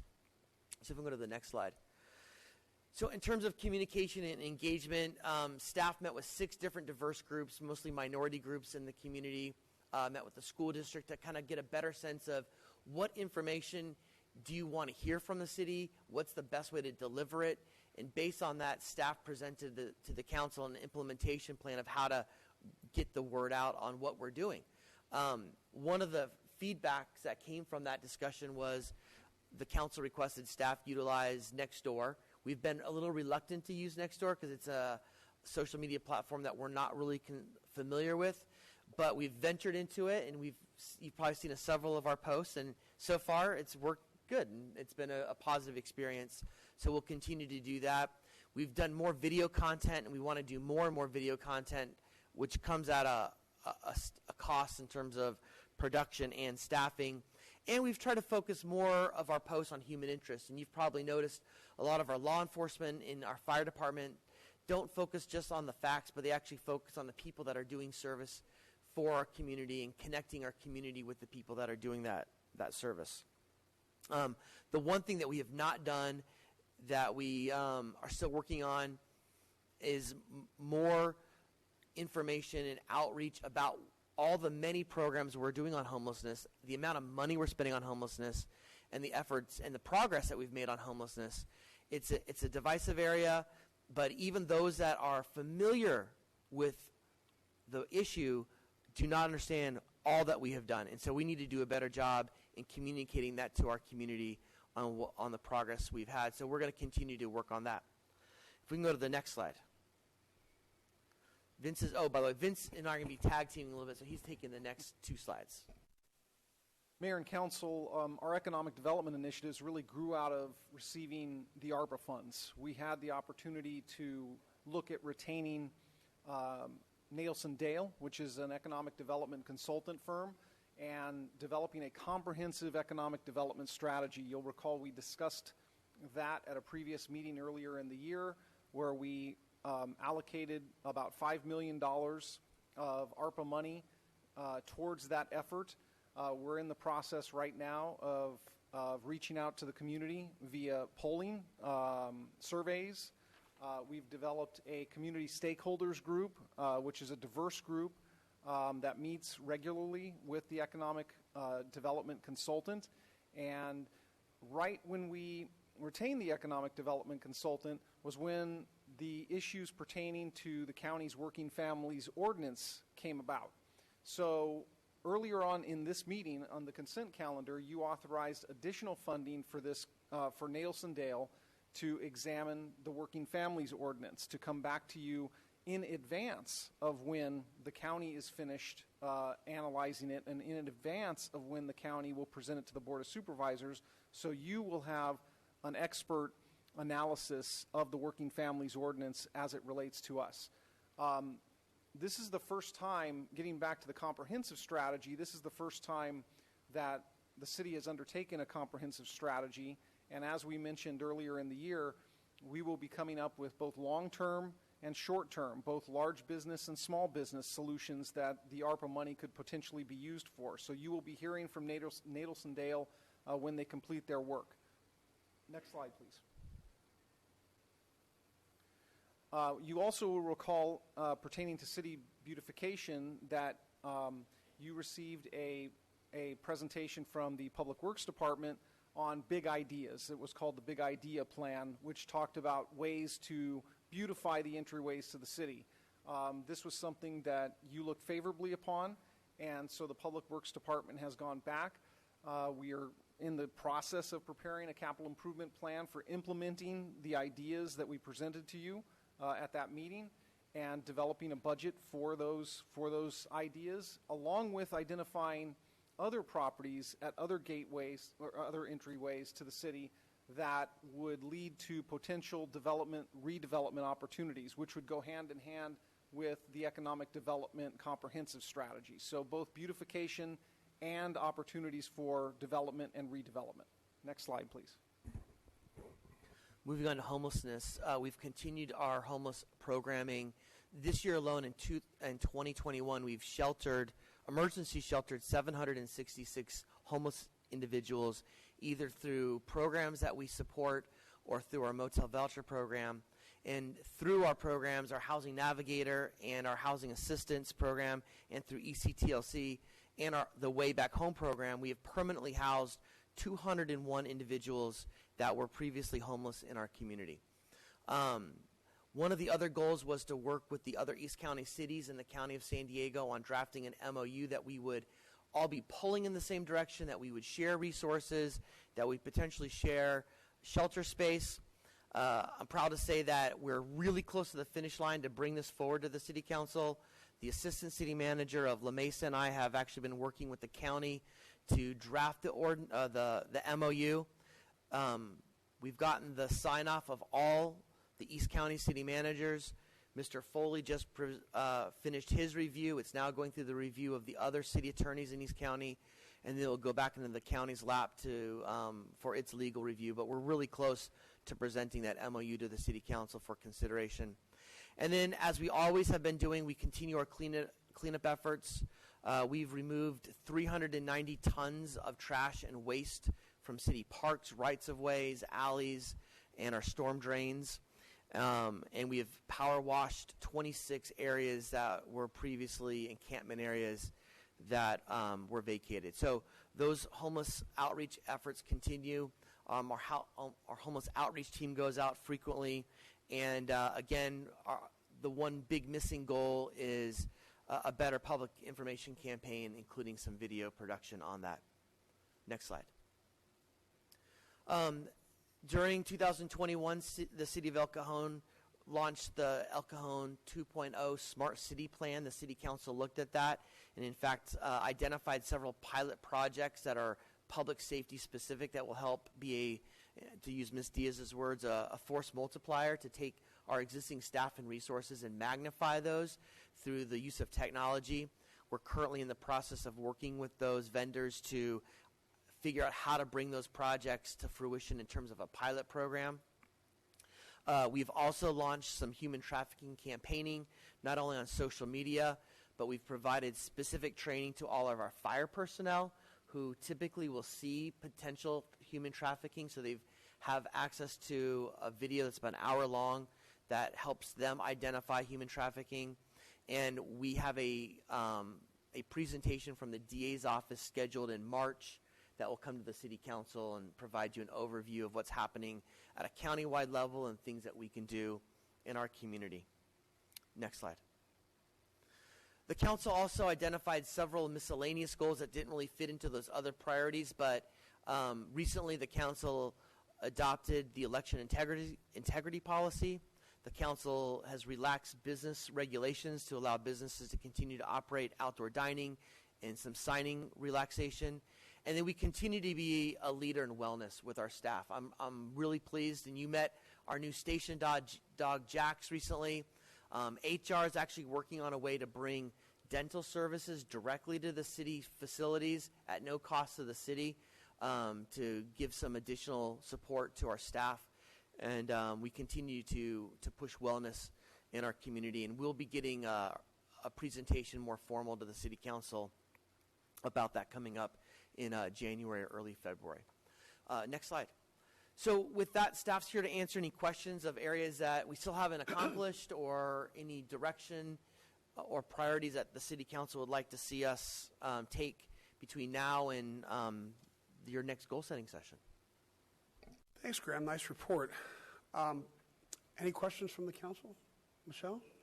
Just for clarification, and maybe for those in the audience who don't know, can you tell me what MOU stands for? Yes, I apologize. You should never use acronyms, and I use them. It's a memorandum of understanding. So it's an agreement of. It is It's an understanding where we will all come together between the cities of Lemon Grove, La Mesa, El Cajon, and Santee, along with the County of San Diego, primarily in the area that currently makes up Sure. Supervisorial District 2. Okay, and the next question is, what is the acronym RFI? An RFI is a request for information. Okay, thank so you. It's a looser version of a request for proposal or request for qualification. Thank you. Any other questions of staff? All right. Angela, do we have any comments on this item? We have no speakers, sir. All right, so I'll bring it back to City Council, and discussion or a motion will be fine. Actually, I think for this, we're just looking I don't for need a any motion. feedback Yeah. or direction, and otherwise we'll continue to proceed on fulfilling these goals. Keep up the great work. I think it's going in the right direction. Mr. Mayor, may I make a suggestion? Yeah, please. There's some people here for specific agenda items that are late on the agenda. I see Mr. South here. He's probably here for item 27. I'd like to be respectful of his time. Yeah. I think there's many people here for item 25, and it's a good idea. I wonder if you might consider that. Oh, of course, yeah. Let's start with... sorry, I also see item 18, Downtown Oakland Business Partners, in any order that you might want. Well, let's start with 27. You suggested that. Is that staff, you any heartburn about that? Not at all. And as you recall, we do have a State of the City address tonight, so we do have a time that we need to get out of here. Right. As we're going through these, there are several items that can be pushed off to another meeting another day. There are some things that have to be addressed tonight, so... Tell you what, one of our council members has asked for a recess. Let's take 5 minutes. Let's you and I discuss what can be pushed off and what can't be pushed off, and then we'll reconvene in 5 minutes.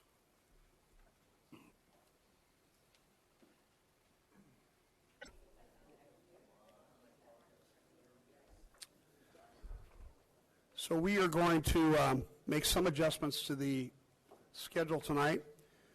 We're going to start with item 27, move to item 25, then item 15, item 26 if there's time, and then a quick item 21 through 24 to finish up.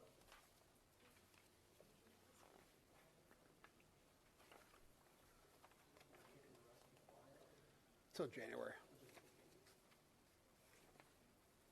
Unless you want to come back tomorrow. But there's nothing that's that time sensitive.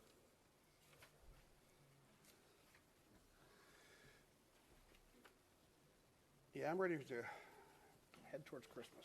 I don't know about you guys. Okay, item 27 is the introduction of an ordinance amending Chapter 8.24 regarding garbage, rubbish, and refuse. I'll ask our city clerk to read the title. But first, Angela, are there any speaker cards for this item? No speakers for this item, sir, and the title reads, An ordinance to amend Chapter 8.24 of the El Cajon Municipal Code to further regulate the disposal of organic waste from residential and commercial sources. All right, great. Council, do you have any questions or comments on this? Okay. And Angela, you said we didn't receive any comments on this item? No? No. But can I make a comment? Yeah. If council doesn't have any questions on this is Dennis Davies' last city council meeting with the Oh, city wow. of El Cajon for many years. And he was so excited to give a presentation tonight. But I know time is short, so. Well, what's your plans, Dennis? What are you doing? Well, I'm just going to, right now, just take time and relax and enjoy San Diego for a while. But And Dennis, how long have you been with the city? I've been with El Cajon almost 23 years. Wow. So, yeah, I remember you on the planning commission along with Gary. So it's been quite a while ago. Yeah, no, I remember as well. Dennis has always been somebody I've really looked up to, and you've done great work. The city's blessed to have had you with us for so long. I did not know it was your last meeting. Oh, You're so quiet. Well, you're quiet about everything. I want to thank you for moving this item up. I think the city clerk put it the last item, so I'd have to stick around. She wanted to torture you. Well, anyway, you've got a presentation, so we're all ears. Well, there's not a whole lot. This is a required update to our ordinance that is necessitated by the passage of SB 1383. And SB 1383 primarily has two main things that are required, one being organics collection. So any food, organics, all need to be collected residential, commercial, multifamily, is citywide. And this is throughout the state.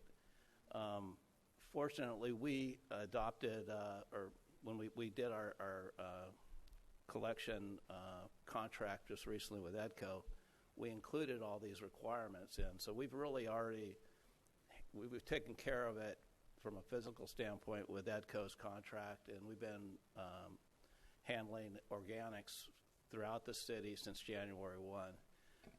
In fact, when we had a compliance update from Cal Recycle, they looked at us like a model city because we were already ahead of the game on everything. So, as far as the other big thing in this the ordinance requires an edible food recovery program. This is something we're working to develop.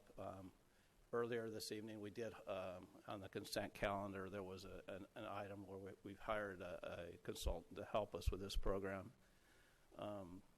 We also will be trying to get a grant to offset some costs for that edible food recovery program. That one of the stipulations of applying for a grant is having this ordinance in place as well. But this ordinance is required as part of SB 1383. And I wanted to acknowledge Steve South is here with EDCO, and they did a fantastic job in the transition we had to make at the beginning of this year. I had nightmares when we started the process. I could see right at Christmas time trying to switch out everybody's trash bin. We had like 17,000 trash bins, and actually times 3 because you have green waste, you have recycled, you have trash. But they smoothly did this all ahead of time.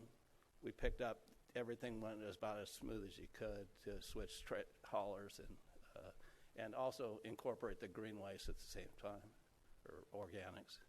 So anyway, Steve's here if you have any questions. He's a lot more knowledgeable on this stuff than I am. So, let me see if there's any questions. So we were actually a year ahead of schedule because you don't have to start the enforcement of 1383 organic food recycling until January 1st of 2022, right? That's correct. So you were a year ahead of schedule. Yeah. I'm just going to brag on you for a little bit. Yeah, we were, like I said, we're considered like a model city. I live in Chula Vista. I'm served by another trash hauler, and my rates, I just got notice that are going up $6 a month. Our residents, their bill went up 71 cents to include the organics. In fact, I might go to city council and complain about it. So since you're a year ahead, you want to just stick around for another year just to see this thing through? No, I think we're in good hands. Okay.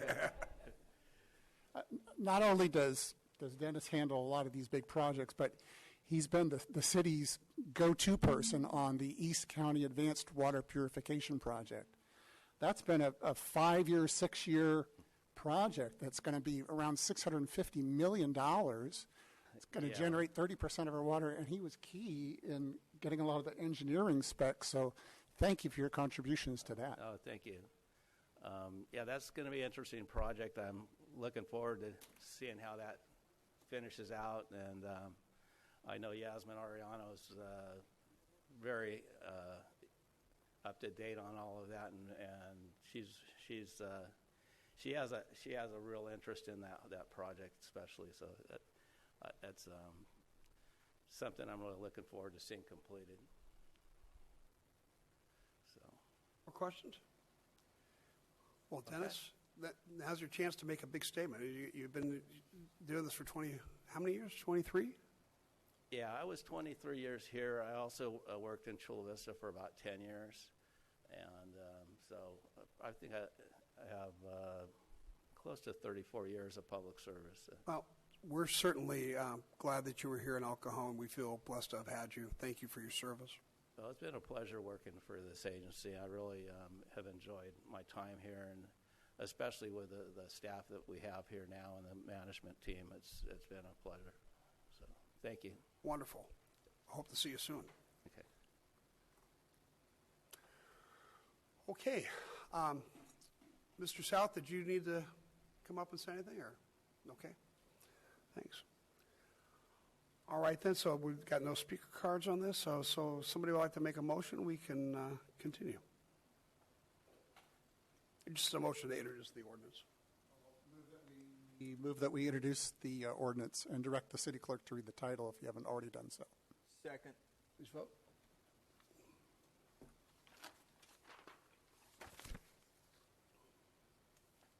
Sir, before I read the votes, Mr. Foley's instructing me to read the title again. An ordinance to amend Chapter 8.24 of the El Cajon Municipal Code to further regulate the disposal of organic waste from residential and commercial sources. And the motion carries by unanimous vote.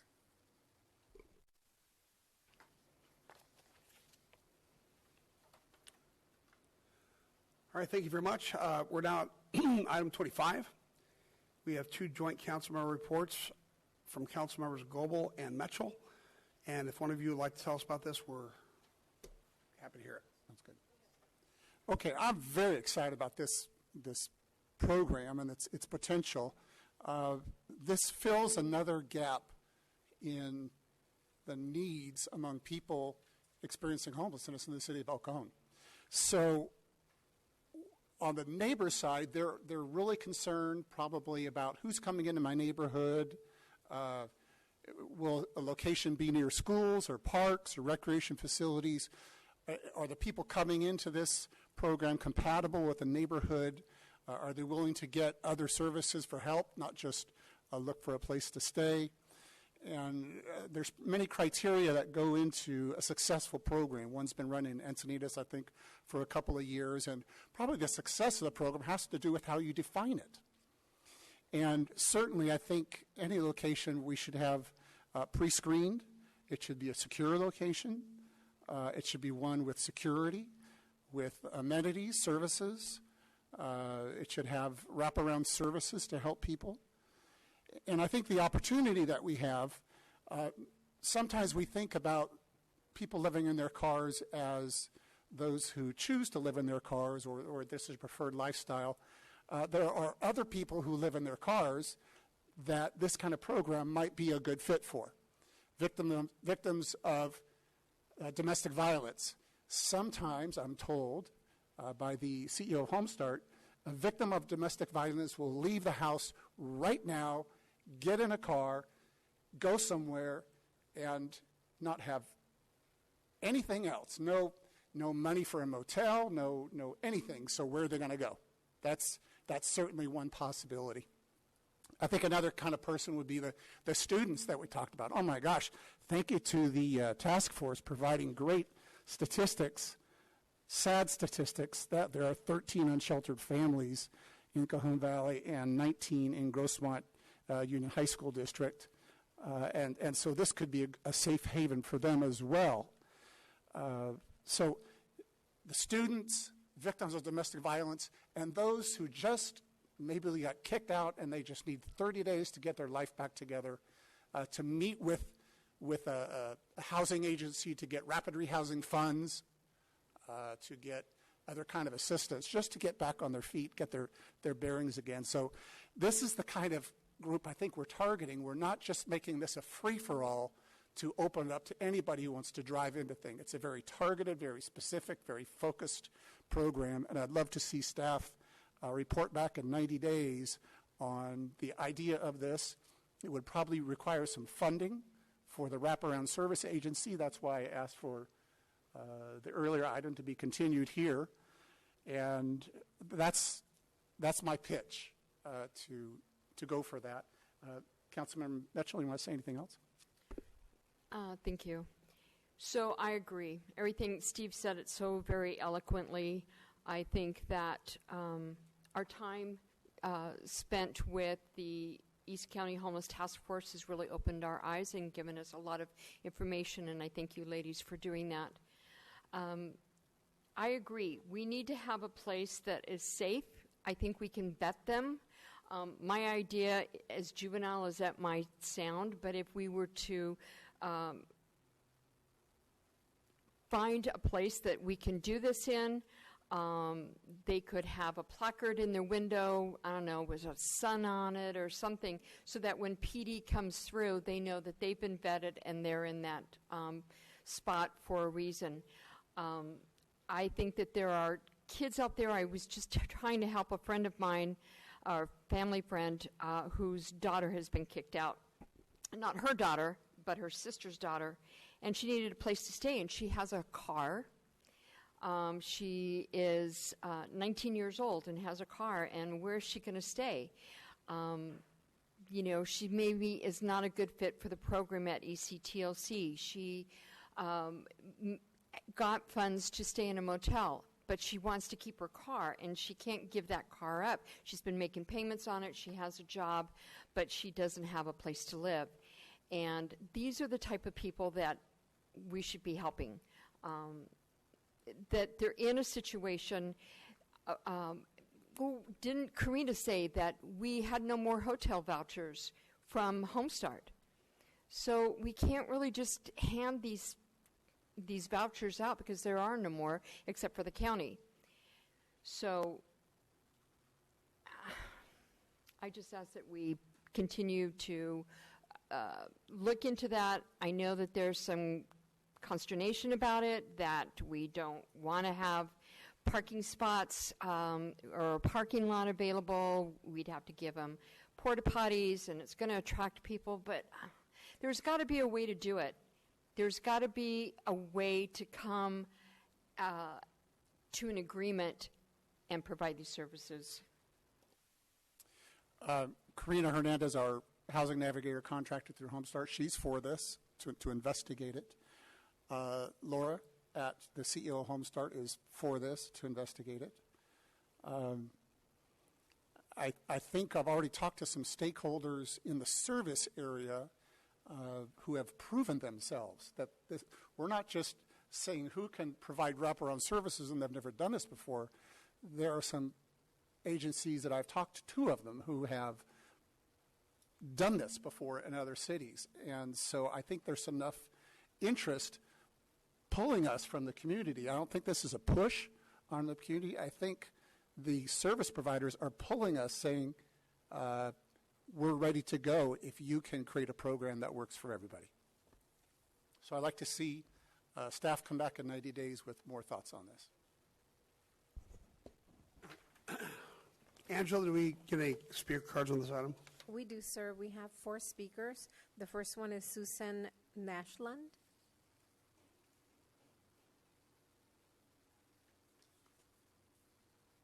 Hello, welcome. Hi, thank you. My name is Susan Naslund. I am the council chairperson overseeing the Good Shepherd Ministry Center at 772 South Johnson Avenue. Every week, we provide a number of services to our neighbors, including free food, free clothing, free diapers. About 250 families come every Saturday morning to receive those from us. And just recently, we received the Top Nutrition Pantry Award from the San Diego Food Bank. The Good Shepherd Ministry Center thanks you for your work that you're doing to solve this homeless crisis. And we commend you on the safe parking program. It's something that we wholeheartedly support as well. And we know you've been identifying sites. I think I've heard there may be up to 15 that you're looking at. And we would like to offer our site as a place for you to consider for a safe parking lot. Not only do we have a lot that can hold up to about 16 cars that's really not visible from the street, but we also have infrastructure already in place, including bathrooms, showers, a place where people can charge their electronics, access Wi-Fi. We have office space where social workers could come in and meet nightly with our guests to help them with employment, with securing permanent housing, and we are already having discussions with Dreams for Change to team with them, and they are a very experienced group already working in this area. And the Good Shepherd Ministry Center just really wants to be your partner in this program, and we hope that you will consider us. Thank you. Oh, and I do have some information, a draft proposed safe parking program that we've put together, including a map of our locations so that you can see that, and I'll just leave that with the city clerk. Thank you. Thank you. Michelle? Hi. I am very familiar with the Good Shepherd Ministry. That used to be my home church since the 90s, actually since 79.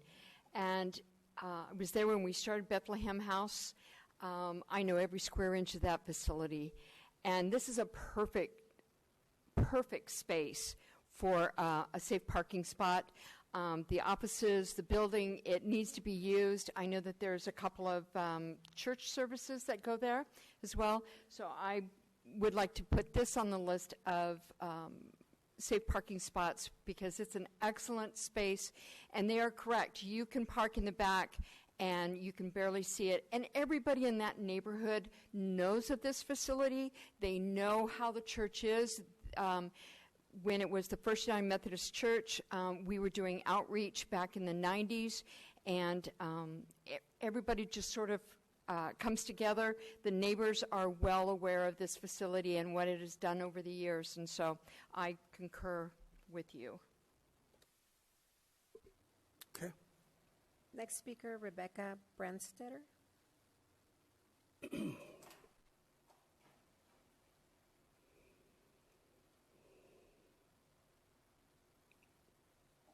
Thank you. I wasn't expecting to speak. I just want to say I like it. Let's do it. Thank you. Bonnie Baranoff.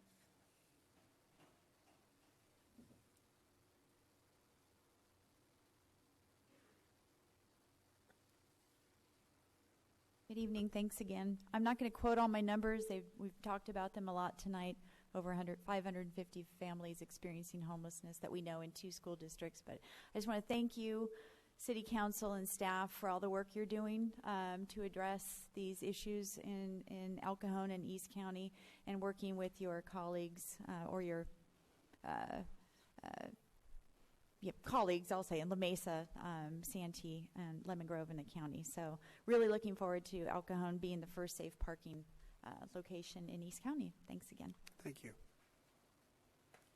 Last speaker, Teresa Smith. Hello. Hello, council members. Thank you for taking the time. My name is Teresa, and I'm the CEO of Dreams for Change. And I find it very interesting that I'm back here speaking to the City Council, because back in 2008, it was in El Cajon where safe parking idea came to light.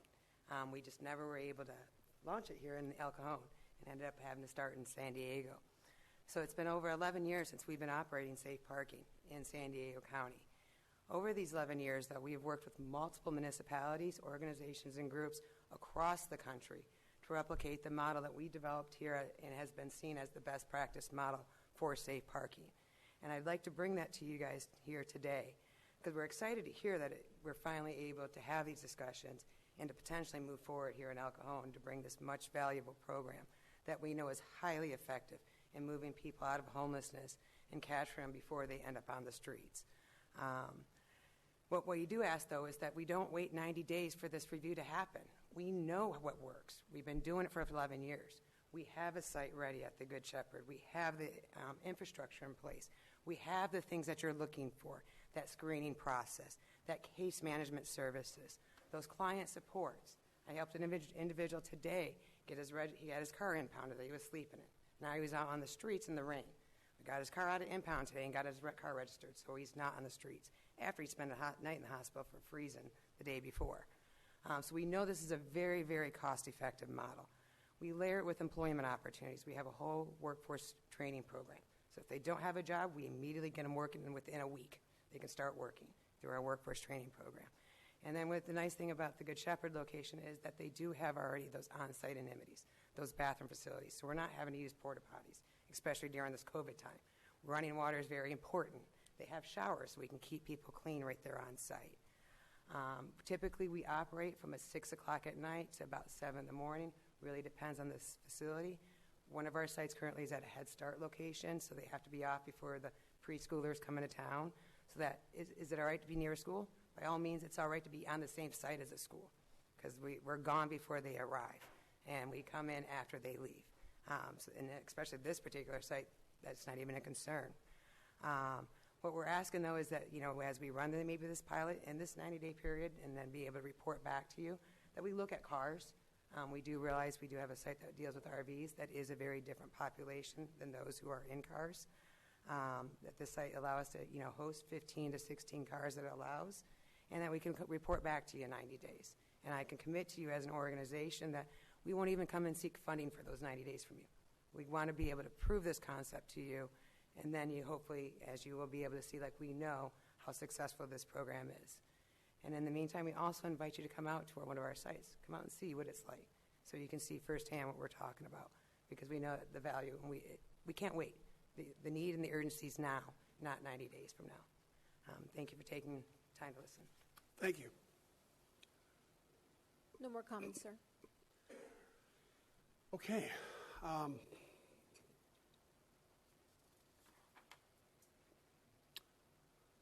All right, so let's open for discussion. So what is it? Is the ask, Steve? The ask is for staff to find a potential site and potential partners and potential parameters of a program and report back in 90 days or less. Does that make sense? Yeah, I think, so what I heard from the public isn't always what the council was asking us to do, and what I heard from the public is very different than I think that direction, which is okay. Just so you know, for clarification, in order to operate a safe parking lot at that location, that would require a conditional use permit.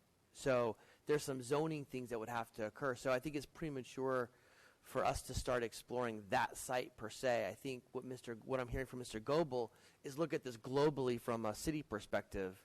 What are some existing programs that exist already? What do those programs look like? Who are potential partners? Where are potential sites? What's the range of roles that the city could play? Because we could play a very active role or kind of a hands-off role, and what those roles look like, and what kind of funding roles could the city play? Is that kind of, I mean, that's as you were all talking, I was kind of taking some notes, and I think that would be useful as a policy guidance for the council. Yeah, we're to develop policy, and then we say what needs to be get done, and you decide how it gets done. Yeah. So I'm the what, saying identify a site, identify a partner, identify the zoning needs, identify all the parameters, and then you decide how it gets done. We have to be careful. We cannot and express an opinion on any particular site, because if it comes up for a CUP, it may go to the Planning Commission, which involves a neighborhood, and if it gets appealed, it may come to us. So we cannot weigh in on an opinion. Otherwise, we may disqualify ourselves from that vote. So just a word of caution. Although I would have a hard time identifying, well, I guess I need to understand from the council the range of our role, because that could then potentially drive an RFP, a request for proposal, that could go out to the community, depending on what the council wanted to do with this. So I don't know if I worry that starting to identify sites may be premature when we're still unclear of what this would potentially look like in the city's role. That would be my one concern. My suggestion, not direction, is you've heard some very good input from people here tonight. Like, they're ready to go. And if you see a reason why that shouldn't be the case, then you decide.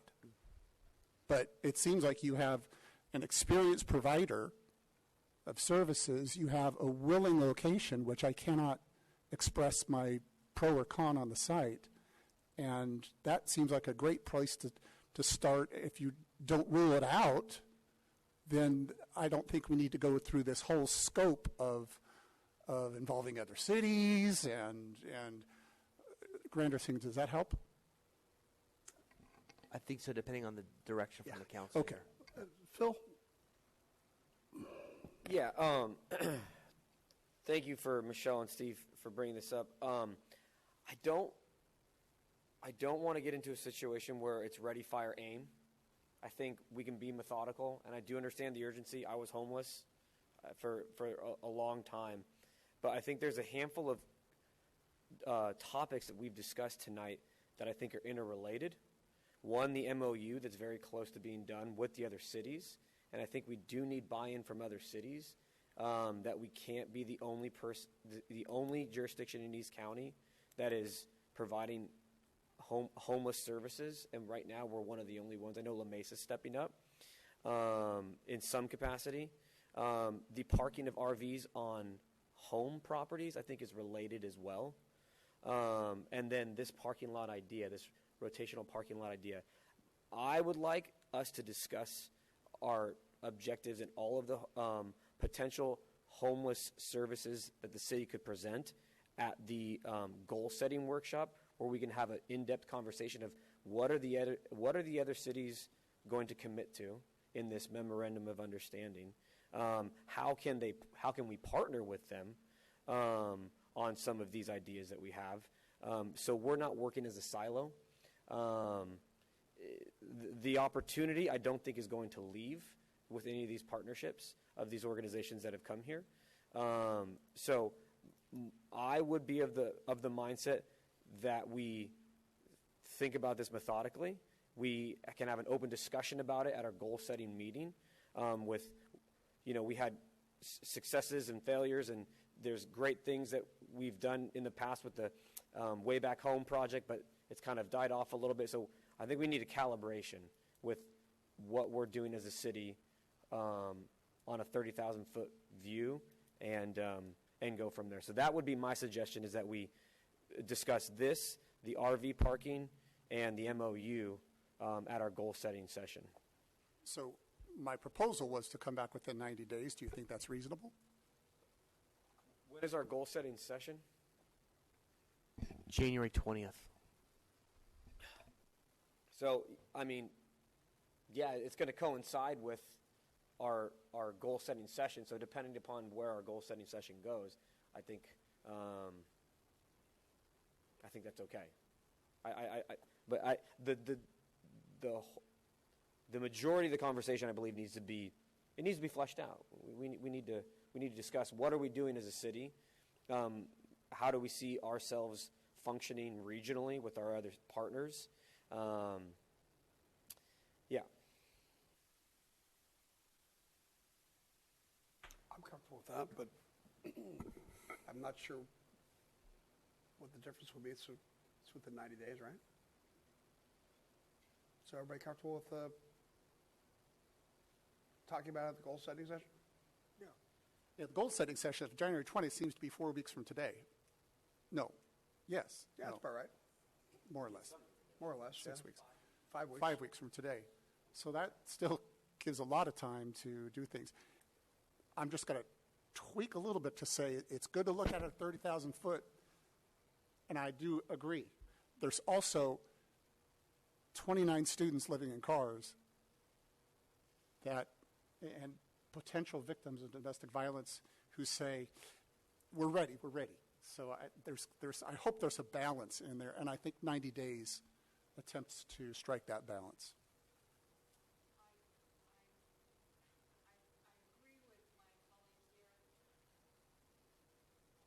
I agree with my colleague, and we need to look at it, but I just want to stress the urgency.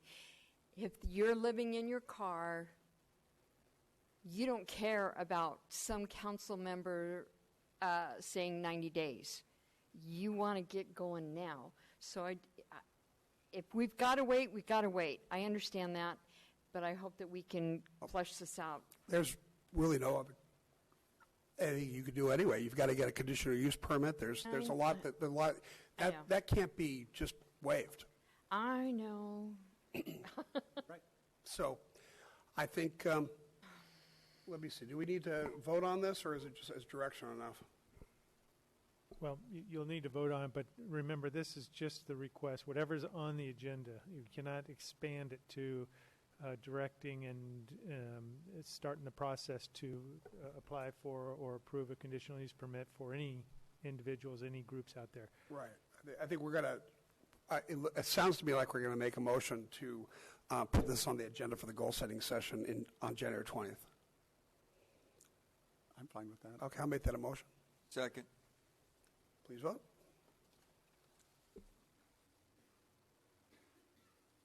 Motion carries by unanimous vote.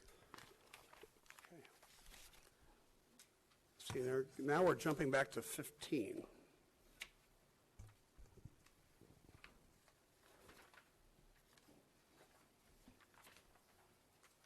Mayor, before you depart from that one, you had continued item 12, I'll call it 12B, to that same item. Is there a desire to take that up and finish that off? You do have to spend those monies by June 30th. 2023? 12B? 2023. Which one's 12B? Yeah. The 238,000 left over from CDBG, the touchless pedestrian. Oh, my understanding was we were going to discuss that at the goal-setting session as well. Well, I think that portion of the item was continued to item 25. I think there's plenty of time to address what's going to come about and what happens at a goal setting. That may be a potential way to fund some of your priorities. It seems intrinsically I'd recommend linked, we if just you push ask that me. off. So I guess I'll move that we push item 12B off to the goal-setting session on January 20th. All right. So I'll rescind my initial motion. Go with Steve's motion. No, that's okay. You made a motion. There's a second. Let's vote. Motion carries by unanimous vote. Can we repeat the motion that was just made? Repeat it? Just repeat what we're moving. Yeah, that was moving the second half, the second resolution on item 12. It had to do with the Fourth Amendment to the 2019-2020 CDBG agreement that was moved, continued to the to run concurrently with 25. So you needed to take action to deal with that, and that's what's happened now. It's moved to the goal-setting agenda discussion. Thank you. I just wanted to make it clear for the audience. Okay. So we're at item 15. Item 15 is for the temporary overstaffing of police officer positions, and I'd ask our city manager to please introduce this item. Thank you, Mr. Mayor, members of the council. Our current fiscal year budget provides funding for 126 sworn personnel. 94 of those are police officers. Staff believes that there's a unique opportunity to capture some lateral police officers from other agencies, and there's some value in considering the overstaffing of 10 positions. What that means is we would, if the council supported this, we would hire 10 individuals that the current budget does not have funding for. So we'd have to rely on our general fund reserves to pay for that. The staff report identifies that we think that over a 3-year period until that 10 overstaffing is whittled back to the 94 amount based on just natural attrition, that would cost about $3.5 million in your reserve funds. But we think there's about a savings of $1.5 million from personnel costs, training costs, other things associated with academies. So actually hiring 10 individuals overall over a 10-year period would cost about $2 million. So it's a $2 million over a 3-year period that would give the city a lot more capacity to deal with some of the crime issues, public safety issues. It would allow us to be a little more proactive in our policing. Staff's discussed this with the labor groups. They're supportive of it. They clearly understand that this is not a permanent number, that this number will drop with attrition. And with that, if the council supports this, we'll bring back a budget amendment at the mid-year budget in early 2022. Thank you. Graham, any speaker cards on this item? No, sir, no speakers. All right, so discussion, I think it sounds like a great idea.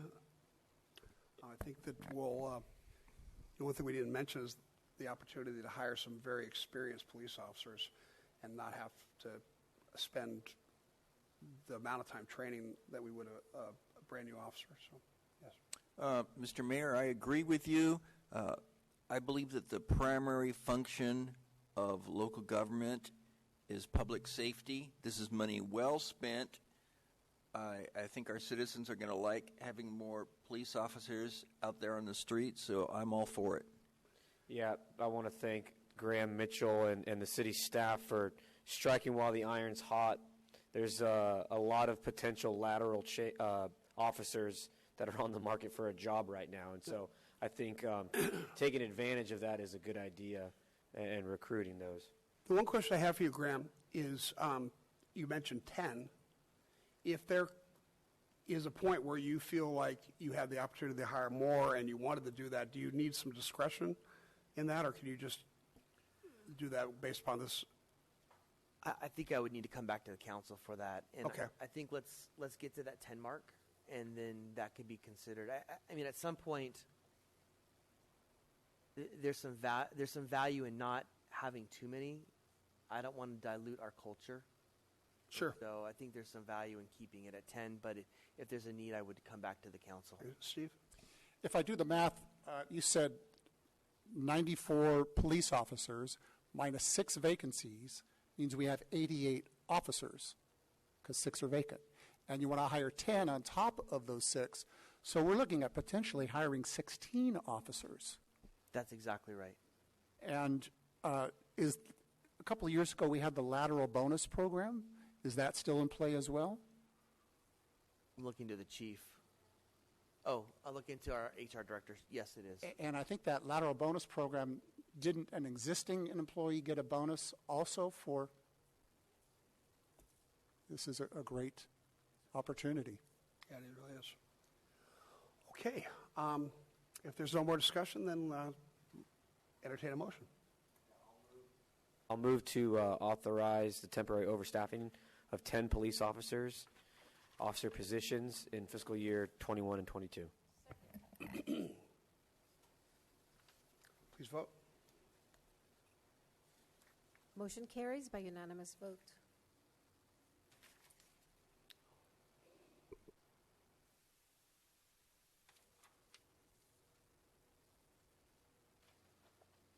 You know, I was going to put off 26 till January, but I think this is such a no-brainer. It should take just a second to do this. So the last joint councilmember report, item 26, is from Councilmember Goebel and myself.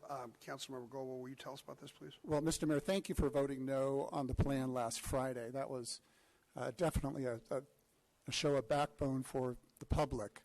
The 2021 regional plan is a disaster for the people of San Diego County. Not only is there the taking away of existing free freeway lanes and turning them into managed lanes, which you'd have to pay for, fast track like you do up on the 15th thing, but they're counting on 3 half-cent sales taxes, and this VMT could cost an average driver $520 in addition to the gas tax because they are not taking away the gas tax. I know there's a council member in another city who said that, and he was not correct. No, it's not correct. I'm disappointed he leaned on that. It's on the VMT. Mr. Foley, can we expand this to say we oppose the entire funding plan, or do we have to stick with literally what's on the agenda?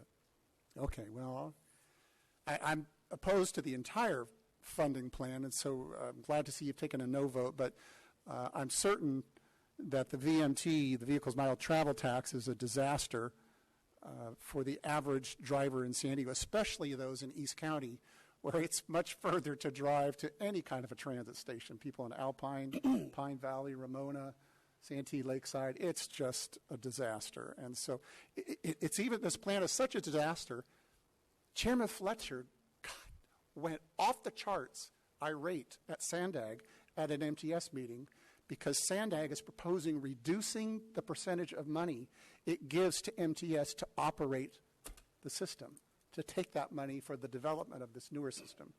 And boy, you should have, I just can't believe I actually saw that, but I championed on that comment. So my motion would be to adopt the next resolution opposing the vehicles miles travel tax. Let me just make sure there's no speaker cards inside them. No speaker, sir. Okay, Steve, it's up to you then. That's my motion, Mr. Mayor. Is there a second? Second. Please vote. Motion carries by unanimous vote. All right.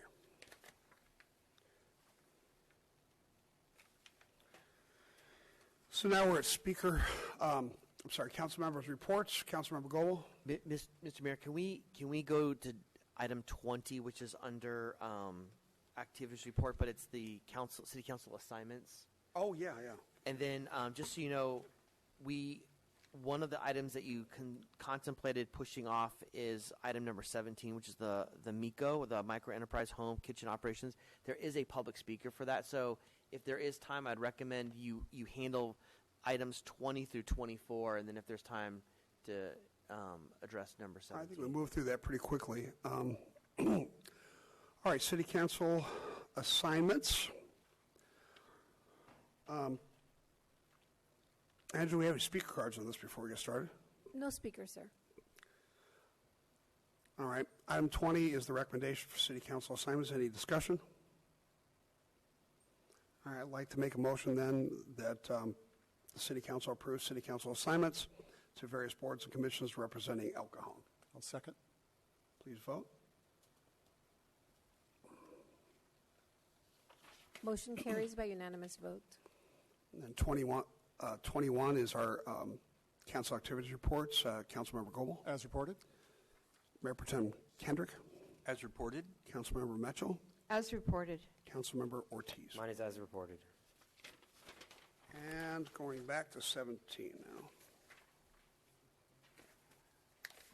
Mr. Mayor, we have your report as well, number 19. Oh, mine is as reported. Sorry. Item 17 is regarding micro enterprise home kitchen operations. I'll ask staff to please introduce this item.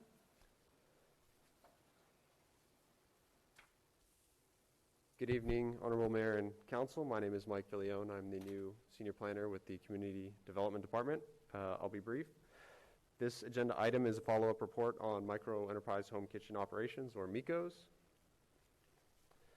On October 12, 2021, City Council heard about and discussed MICOs, which are home-based restaurants, which can offer dine-in or dine-out services. These uses are included in the California Retail Food Code, which is administered locally by the Department of Environmental Health and Quality.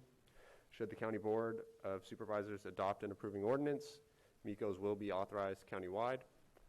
City Council directed staff to return with additional information and clarifications, including answers to the following questions. What considerations or impacts are there for operating a MICO as a tenant or within a common interest development subject to covenants, conditions, and restrictions? Is a grease trap required or other commercial equipment required? Could the city restrict alcohol sales or otherwise rely on its own alcohol ordinance? Based on the City Council discussion and direction, staff examined outcomes in the County of Riverside, which authorized MICOs in 2019. 127 MICOs now operate across Riverside County, with more than half situated in the cities of Corona, Moreno Valley, Paris, and Riverside. Of the 65 in these cities, staff found that Riverside County inspected and published reports for 48. Only a single such report indicated a violation. None of the Riverside MICOs were subject to current code enforcement action. However, only 20 were confirmed to have valid business licenses. Staff also compared population density and the number of MICOs in each Riverside County municipality to understand that relationship. Staff estimates that 18 MICOs may be anticipated in El Cajon after a similar implementation period based on the city's population density. In response to Council's questions, staff would also like to clarify that only home kitchen equipment is required to operate a Miko. Grease traps and other commercial kitchen equipment are not required. Tenants that wish to operate a Miko must refer to the terms of their lease agreement to determine if such use is permissible. Similarly, residents within a common interest development would need to refer to the terms of the covenants, conditions, and restrictions and direct questions to homeowners or legal counsel. Miko laws are silent on such matters. Lastly, Mikos are eligible for a California Department of Alcoholic Beverage Control or ABC license as a bona fide eating place. Such requests are normal applications subject to standard ABC licensing procedures. California Business and Professions Code Section 23790 prohibits ABC from issuing a retail license contrary to a valid zoning ordinance. The zoning code prohibits bona fide eating places with alcohol in residential zones. Staff recommends that City Council direct staff to send a letter to the County Board of Supervisors supporting or opposing micro-enterprise home kitchen operations authorization or otherwise take no action. Thank you. This concludes staff's report. All right, thank you. Questions? Any other questions? So it looks like maybe El Cajon, as far as the number of Mikos that we could expect, somewhere around, 18? That's correct, based on the trend line using the data from Riverside. Okay, thank you. Just a question. What's the reason that we need to send a letter either way? There's no need to take an action if the council wishes. Thank you. All right, Angela, any speaker cards? Yes, sir. We have Karen Melvin.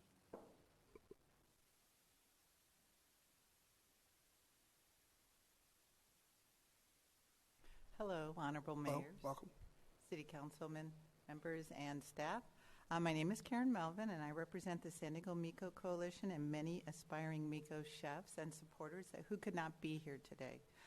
When I was last here on October 12th, we had a good conversation about Mikos and the possibilities and probabilities, as Councilmember Goebel put it, of the impacts of Mikos on the city of El Cajon and its residents.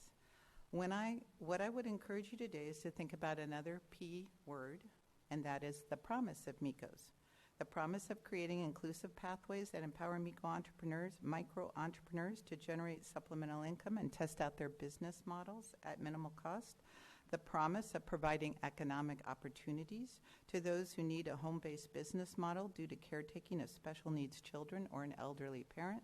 The promise of ensuring health and safety standards for the community, where now there are none, for those who cook and sell their food in the shadows.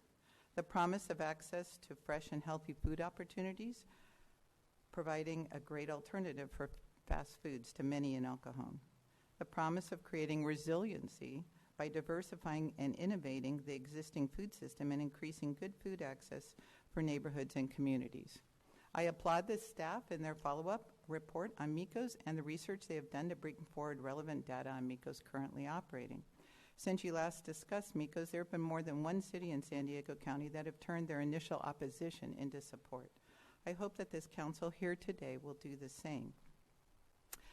I just see that Mikos dovetail into the action plan that was stated earlier of economic development and health and wellness. I would be very proud of this council if you voted to support a yes vote for a Miko pilot ordinance by the Board of Supervisors in January 2022. And thank you. Thank you. All right. Any other No more speaker speakers, cards? sir. All right, staff, it's up to us. Discussion? Yes. Well, I think Mikos are actually what this country is all about. Free enterprise, people going into business by themselves, pulling themselves up by the bootstrings. It's about freedom. I think if we were to say no, that would just be a government overreach. That we only have maybe 18 that are going to open up. And these people, a lot of times, like in the case of Phil's grandmother, they ended up having a thriving business. And people have to start small.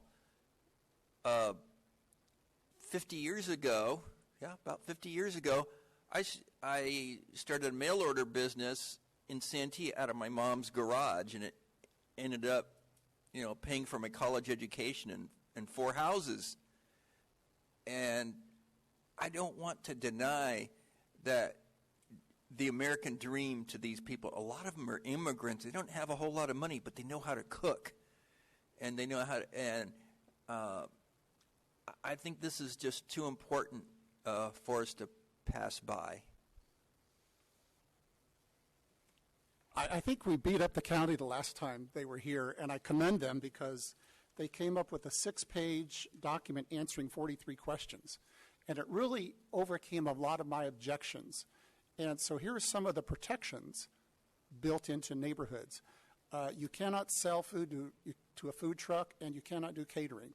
You cannot do anything with next day leftovers but toss them.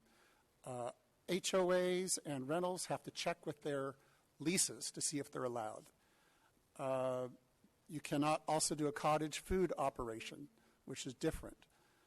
There are protections for plan checks. If you make any electrical or sewer or any kind of modifications, it requires a plan check and a permit. It's not transferable to another location, to another house. You must display your permit. You must be ServSafe certified. You cannot vacuum pack things. You cannot use CBD or cannabis. We didn't think about that one, the whole dispensary, creating a MECO kind of thing. You cannot participate in a farmer's market or a festival to promote your food. You can donate leftovers. You can be inspected by a city or a county on a complaint. You must have restroom access. You must have a business license. You must have a sales tax permit. And the city can enforce code enforcement things such as traffic, parking, noise, sewer, odors, and signage. It has all the protections there for me to accomplish what Gary says is the American dream. So I support it as well. Anybody else? Yeah, I support this as well. I've done a lot of thinking since the last time that we were here. And who am I to tell someone they can't start their own business? Because my family, we buy some lupia from this lady that advertises on Facebook. We buy from her. So this would cover for her. I think we don't have a choice. If this county decides to do this, then we don't have a choice anyway. But at least we can be supportive and do it. So I support it. Bill? Yeah, very quickly. Thank you, Karen, for coming again and waiting for the long haul. We really appreciate that. I want to give you kudos. And I said it last time we were discussing it. I really appreciate the work that you're doing to kind of coalesce and create an organization for MECOS that cities can go to say, hey, we want to not impact communities as least amount as possible and promote best practices. I think that's going to be key for the success of this program in the county. And the reality is, I think to your point, Karen, was these micro kitchens are already occurring. I bought a bunch of food during the pandemic from them. This gives an opportunity for not only the city to make sure that they're being good neighbors, but then MECOS as an organization, association, maybe a nonprofit, can self-regulate. So yeah, it's kind of hard to die on a hill that you don't have a vote on, like Councilmember Mitchell said. So yeah, thanks. Well, I see that there's support for this. As you all remember, I'm fairly opposed to this. I think it's dragging the cities into third world status. But I've talked to a lot of people about this, and very few people agree with me. So I'll admit that I'm just not seeing it the way other people see it. I would encourage the council to take no action, but I understand either way. So I'm open for a motion at this point. And I'll move that we send the letter to the county in support of MECOS. I'll second that. All right, please vote. Motion carries by a 4-1 vote with Mayor Wells voting no. All right, Graham, did we cover everything? We got everything. Everything. There's 2 items that we didn't cover, but those can go till January. Yeah, I think we kind of we're 30 minutes away from your the state of the city, so Yeah. Okay, then there are no readings of second ordinances, and there are no closed sessions on today's agenda. Then this brings us to the adjournment, the regular joint meeting of the El Cajon City Council, El Cajon Housing Authority, successor agency to the El Cajon Redevelopment Agency, held this 14th day of December 2021, is adjourned till Tuesday, January 11th, 2022 at 3 o'clock p.m. And I hope everybody has a happy Hanukkah, happy Christmas.